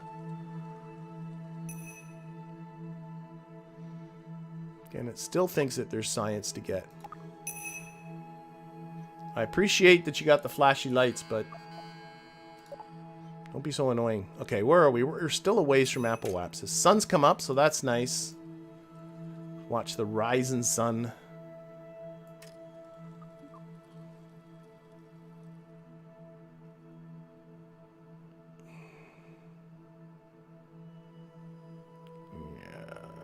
We will go back to regular speed here. Our periapsis is already a positive number, so this is hardly anything to get up to orbital velocity, so that will be good. All I got to do is keep this apoapsis from getting over 101 and keep my periapsis, get my periapsis over 99, and everything's good. And if I mess it up, it's pretty easy to just fix your orbit. It's not like, you know, you have to do it on your insertion, but I'm going to go for that. Okay, 15 seconds to apoapsis. Again, this isn't going to take much. I'm going to wait till I'm under 10 seconds to apoapsis. Okay, let's give it a little bit of throttle. This isn't going to take too much. And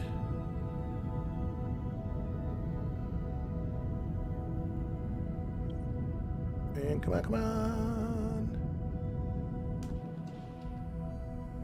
There we go. There's our perfect orbit. Nicey nice. And I would recommend every single time you finish off a contract, you know, pop your bones back to mission control. And as long as it's safe to do so, and, you know, submit that report. Go yada, yada, yada. Get your 100 science in this case, and then look to see what else is there. So we do have, it's eccentric. What's this one? Orbit Kerbal with a periapsis between 70 and 150 and an apoapsis between... we're going to be doing that when we do our insertion out towards the moon. We're going to be doing this. We'll have an orbit at some moment that's going to look like that. So track that sucker. See, this is what I mean. You pop back in here, get another contract. This is how you really... And now I got to go to the tracking station. Well, thank you, Slam. I'm glad to help. I enjoy making the tutorials. Oh, speaking of tutorials, I should say this too. Control. Speaking of tutorials, I do have a couple of KSP2 tutorials popping out. I'll probably do a handful of them, not a huge amount. Because I'm not going to do something on like docking that is currently broken and hopefully will get fixed. I'm not going to make a tutorial on that, but I'll do tutorials on how to get through these missions and that kind of stuff. And the first one's going to be dropping starting tomorrow. So that's something I hope people are looking forward to as well. Let's do this at the same time. Set target. My RP1 series is continuing. There's another RP1 video coming out on Saturday. So, yeah. So I'm not giving up on KSP1 by any stretch. I am greatly enjoying my RP1 plays. And for those people that do not know, RP1 is a mod pack called Realistic Progression 1 that is there to make the game more realistic with a real scale solar system and everything that implies. Okay, I'm going to again keep my pair. I usually make this like 10-11 kilometers, but I'm going to get this as low as I can for now, which was around 61. Again, this is all super glitchy. Fine, just leave it. And I'll get this down. Oh, let's go 50. Again, this just for time warping purposes. There we go. Okay, and I think I'm coming around the moon the way I want to. These two things are meant to be here to tell you which way around. I think this is me coming into the SOI and that's me leaving. Yeah, well, based on that, yeah. Okay. Okay. F5 again. Warp. Warp. I want to land. That's what we're going to do. We're going to land. And that's how I'm going to end the stream. Is on the landing. Okay, we're doing our burn on the dark side. Unfortunately, still no lights. Don't know why. Annoying. Will they work better if I do it through the part manager, like do this kind of thing? Oh, it doesn't even give you the... Oh, I'm clicking... Where's my light? I'm clicking on the fuel tank. There, light. No. Stinker. Okay. Oh, disable the gimbaling. Remember we ran into that? Disable the gimbaling on those outside engines. I want only this engine to be gimbaled. With a little bit of wonkiness that happened with this rocket earlier.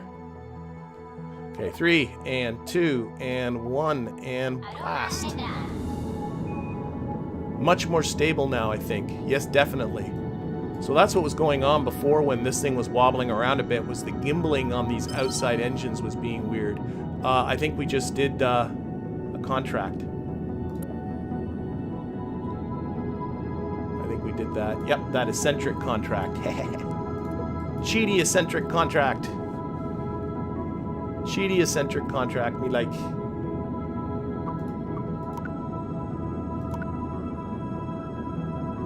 Alright.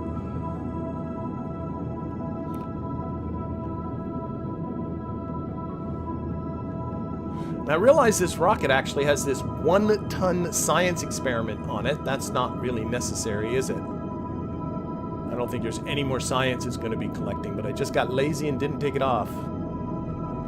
Okay, let's look at the moon just before we finish this off. And... there it is. Moon periapsis. Get that around 50-ish. Nothing precise that's needed. That's good. Okay, there. Get rid of the maneuver. And you know what? I was about to say maybe I probably should pop back to mission control, but you know what? I'm not going to. Instead, what I'm going to do is just finish this off. So let's focus on the moon, because there is a waypoint here. There it is. And I gotta make sure I'm in... I mean, the waypoint is a little north of the equator. You can see that? Like, it's a little bit to the north. So you want to be in an inclination that's higher than the latitude of that in order to make sure you're capable to land at it. So I'm actually going to do a smidge of a correction burn here. But this is not going to be much. And I'm just going... I'm already coming to the north as I'm coming in. So I'm just going to come up to the north a little more. And this is much cheaper to do this here than it is to do this when you're in the moon's SOI.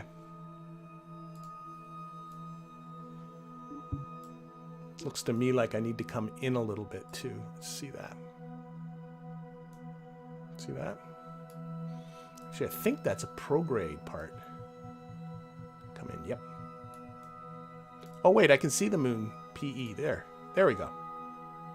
Want to still keep that around 50. There we are. Okay. Let's do that. Now this is a itsy bitsy teeny weeny 4 meter per second burn.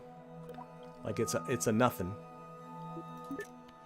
So we're just going to get out there. And what I'm going to do is I'm going to actually temporarily deactivate that engine. And deactivate that engine.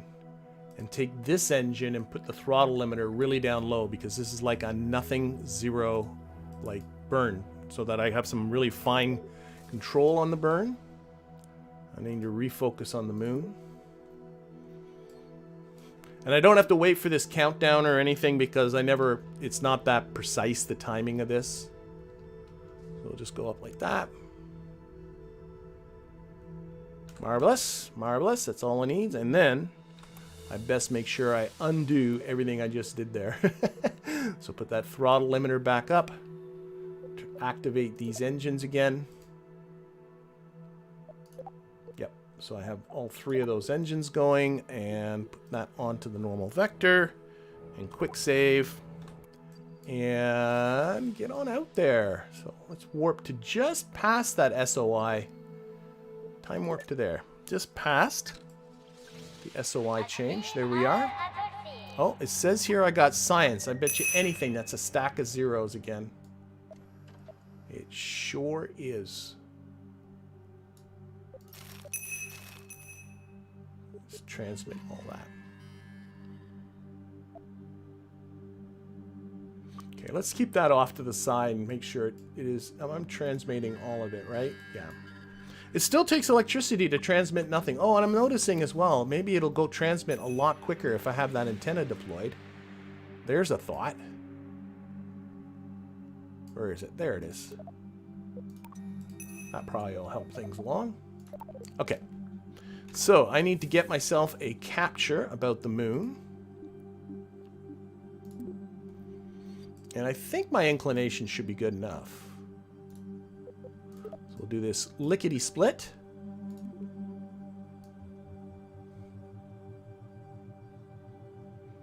Lickety-split, capture-y-wapture-y.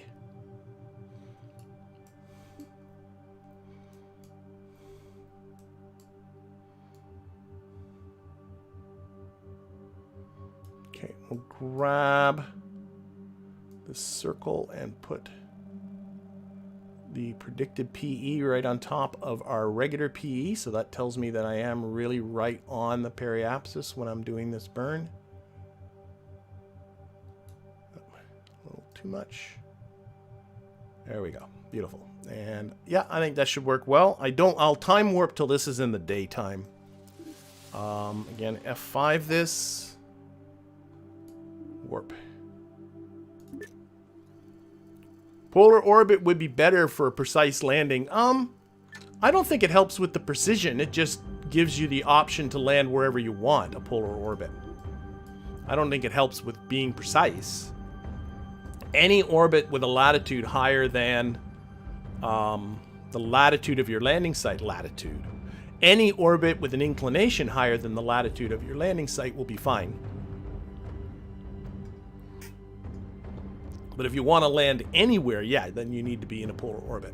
Oh, look at that sunrise. Look at that sunrise. Okay.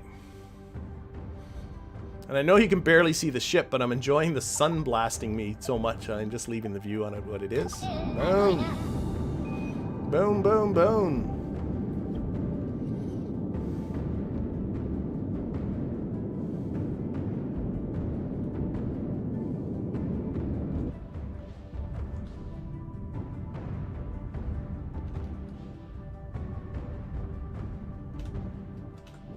Okay, that's pretty darn close. Put this on the normal vector, and now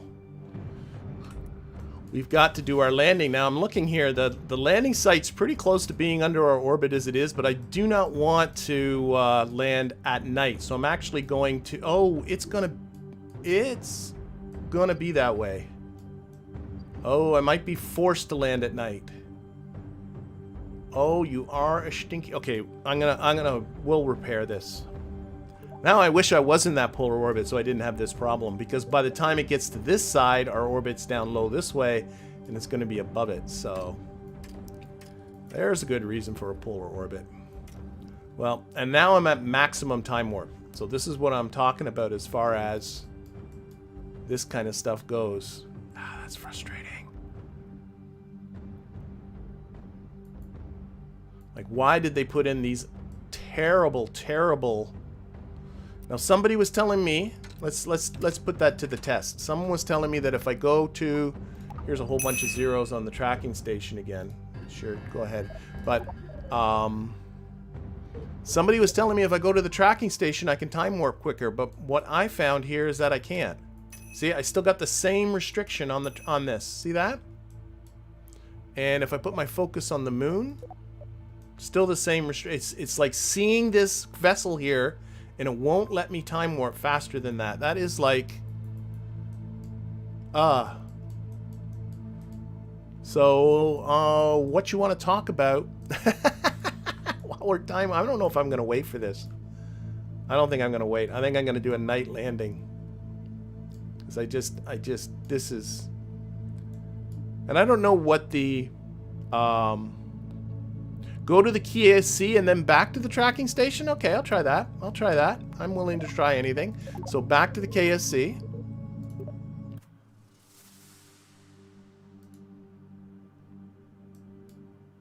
And whoa, hello sun. And then back to the tracking station. And focus on the moon. Oh, look at that. Okay, okay, okay. Thank you. So there you go. That's your way around that. So back to the KSC and then to the tracking station. And now suddenly I got all this time warpy stuff. Okay. Thank you. Thank you. That is definitely the way around this. All right. So what I'm looking at, see, this is the issue. Let's put this back. Is you want this to be under your orbit. You can see here it's well above the orbit. It's going to be well above the orbit. And I think it's going to be probably right around sunset's going to be the closest I'm going to get. So that is kind of unfortunate, but I think I'm going to just... I'll do a little bit of a plane change. This is quite a lot of a plane change. But I don't want to... We're doing like a sunset landing. I think I got the DV for a plane change. That's a lot of plane change though, isn't it? Might end up turning into a rescue mission if I don't have the... Oh, shoot. Why did I... What am I doing? Tracking station. I was just there. Moon. Shippy ship. Oh, I'm still time warping. For goodness sake. Stop it. Stop it, you crazy thing. Okay, this is going... I went a little too far. Somehow I was still time warping there. It is going to be a sunset landing.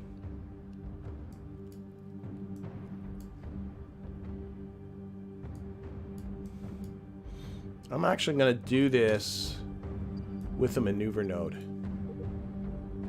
We're going to combine a couple of burns together here. So one of this is just going to be a plane change going up like this. Get that trajectory, and then the other one is going to be retrograde to, you know, start going down towards the moon, right? So we're kind of doing both at the same time. It's going to be more expensive than I probably would like, but so far so good. If do the classic, if he gets stuck, he gets stuck. You don't have to recover the Kerbal for the contract. Can come back this way a little bit. All right, that's going to be our burn.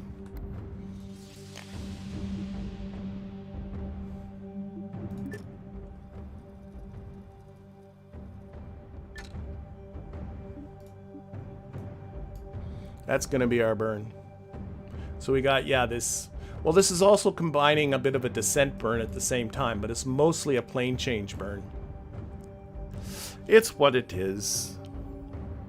Should have gone for that polar orbit or sucked it up and landed at night. That would have been the thing to do. Okay, I'm going to just start a little early and just not go full thrust. Yeah, I know, the timer's now all messed up, but I don't care. I don't care, game. I don't have to pay attention to your rules. I can do my burns the way I want. And cut. Let's see what that looks like. Yeah. Yeah. Yeah. Okay, put that on surface, this on ground. And which way are we going here? I think I probably still can get this person home after this, but we'll see what happens. Again, rolling this so the blue is up. Get ourselves a little closer to our target, which we're going to be landing like we're pretty much right on. It's just going to be becoming night as we get there because I went a little crazy with the time warp and I didn't feel like time warping around again. So things are getting tense now. Quick save. Quick save. Quick save. And also, like, precision landings are tough enough as they are. Let's actually, looking at this as it is.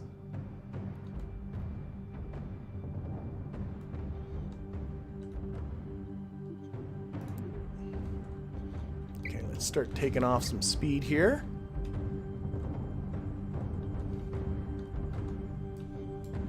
We're coming down from a fairly high orbit, so there is that. That helps. And I got a vessel with a lot of delta V. Lots of delta V. Okay, now we should be... That's it down there, isn't it? I think this sparkly business here is it, isn't it? Sure looks like it. Oh yeah, now we got our waypoint. Okay, so that's our target. That's our target. It's sitting in the darkness of that crater. Sorry about that.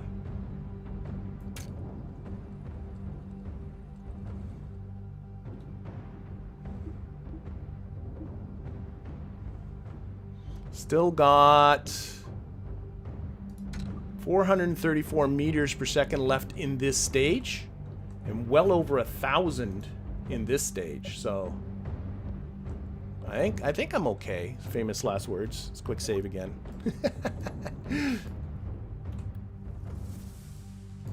Let's take off a little bit more velocity. You always want to overshoot and then kill your velocity as you're over the target. The way it works. I think my line is good though. But we have a crazy ton of altitude. We're just underneath 15 kilometers above the surface, so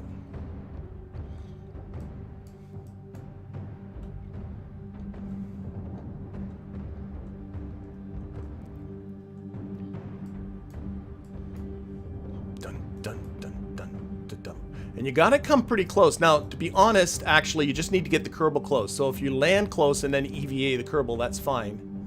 But it would be nice to actually... Here, I'll keep the contract so we can see it. Let's do this a little more. A little more.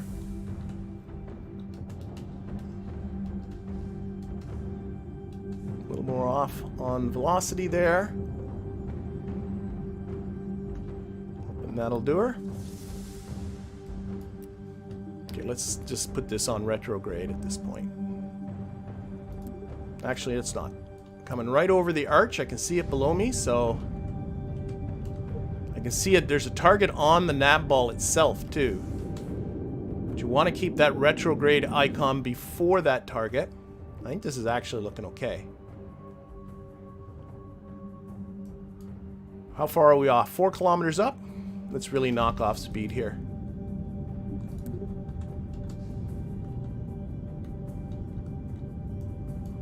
And again, I'll be losing this stage in just a little bit. Gonna lock that on retrograde. I think I'm coming a little short, which is what I usually end up doing. Push it back a bit. And I'm within EVA distance, which is really all you need, but I want to be close. Let's just keep it on up.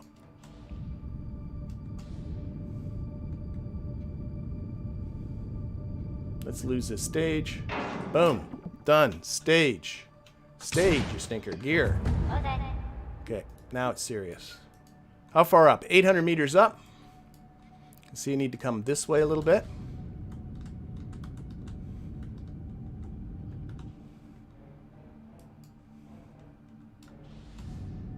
I guess we should stay away from all those jumbled rocks. And I got no lights going on the surface, so I'm just going to have to go with my numbers, which I don't like. Oh, something just hit. Slow down. Slow down, you move too fast. Okay. There's some light coming off of the actual arch itself, so that's nice.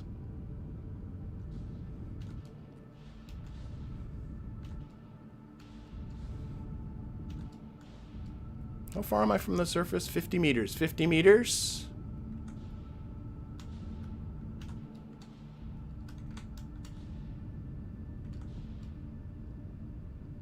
$10 touch. I know you can't see anything, but we are on the surface. We're not close enough. See, this isn't close enough. So we're going to have to EVA. Again, still no lights because you're a stinker pants. But we'll EVA our Kerbal. Bob, right? Okay. Open this jetpack, and we just got to get close enough. You can see how close you really do need to get.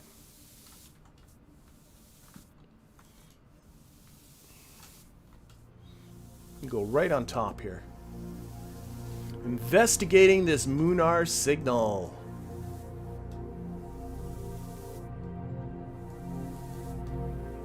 I didn't even look to see how much DV I have left, but I'm pretty confident I got enough to... Look, I'm still not there. Like, it's still... Find the source... like, is this seriously not close enough? Do I have to come below it or something? Like, I'm almost at the point where I'm standing on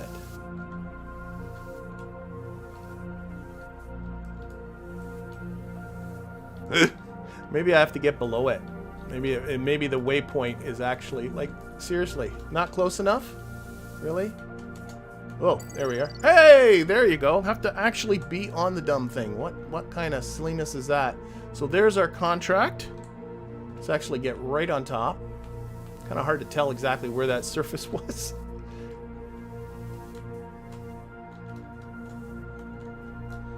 I'm sorry that the sun has just gone down. But, oh well, we're getting some light from there. Okay, so we done our primary mission there. Find the mysterious signal. We have done that, so we can close that. It's saying here I got science to do, really? Experiments in process? Are you really going to collect something for me? On top of the Mun Arch? I didn't know. Oh, is this really something? Or is this just fiddling with my mind? Fiddling with my mind. We have surface samples on the Moon Monument, so there you go. That was a total of 40 in data and 48. So 100 and what's that? 92? Woo! Almost 200 science there. And I didn't even know that was there. But what I think I'm gonna do is call it at this point. I'm gonna leave Bob sitting there on top of the monument, and then next week what we'll do is we'll get these folks back. And I got me a suspicion our focus is going to be on Minmus. But in the meantime, have yourself a fantastic week. Don't forget that in the meantime, between this stream and that next stream, there are going to be a couple of KSP tutorials dropping. They're just going to be simple ones on doing some of those introductory missions, as well RP1 this Saturday. So if you are into Realistic Progression 1, take a look at that. But in the meantime, have yourself a fantastic week. Thank you everybody in the chat. Thank you everybody watching this at a later date. And of course, an extra special thank you to my Patreon patrons and YouTube members who support this channel directly. See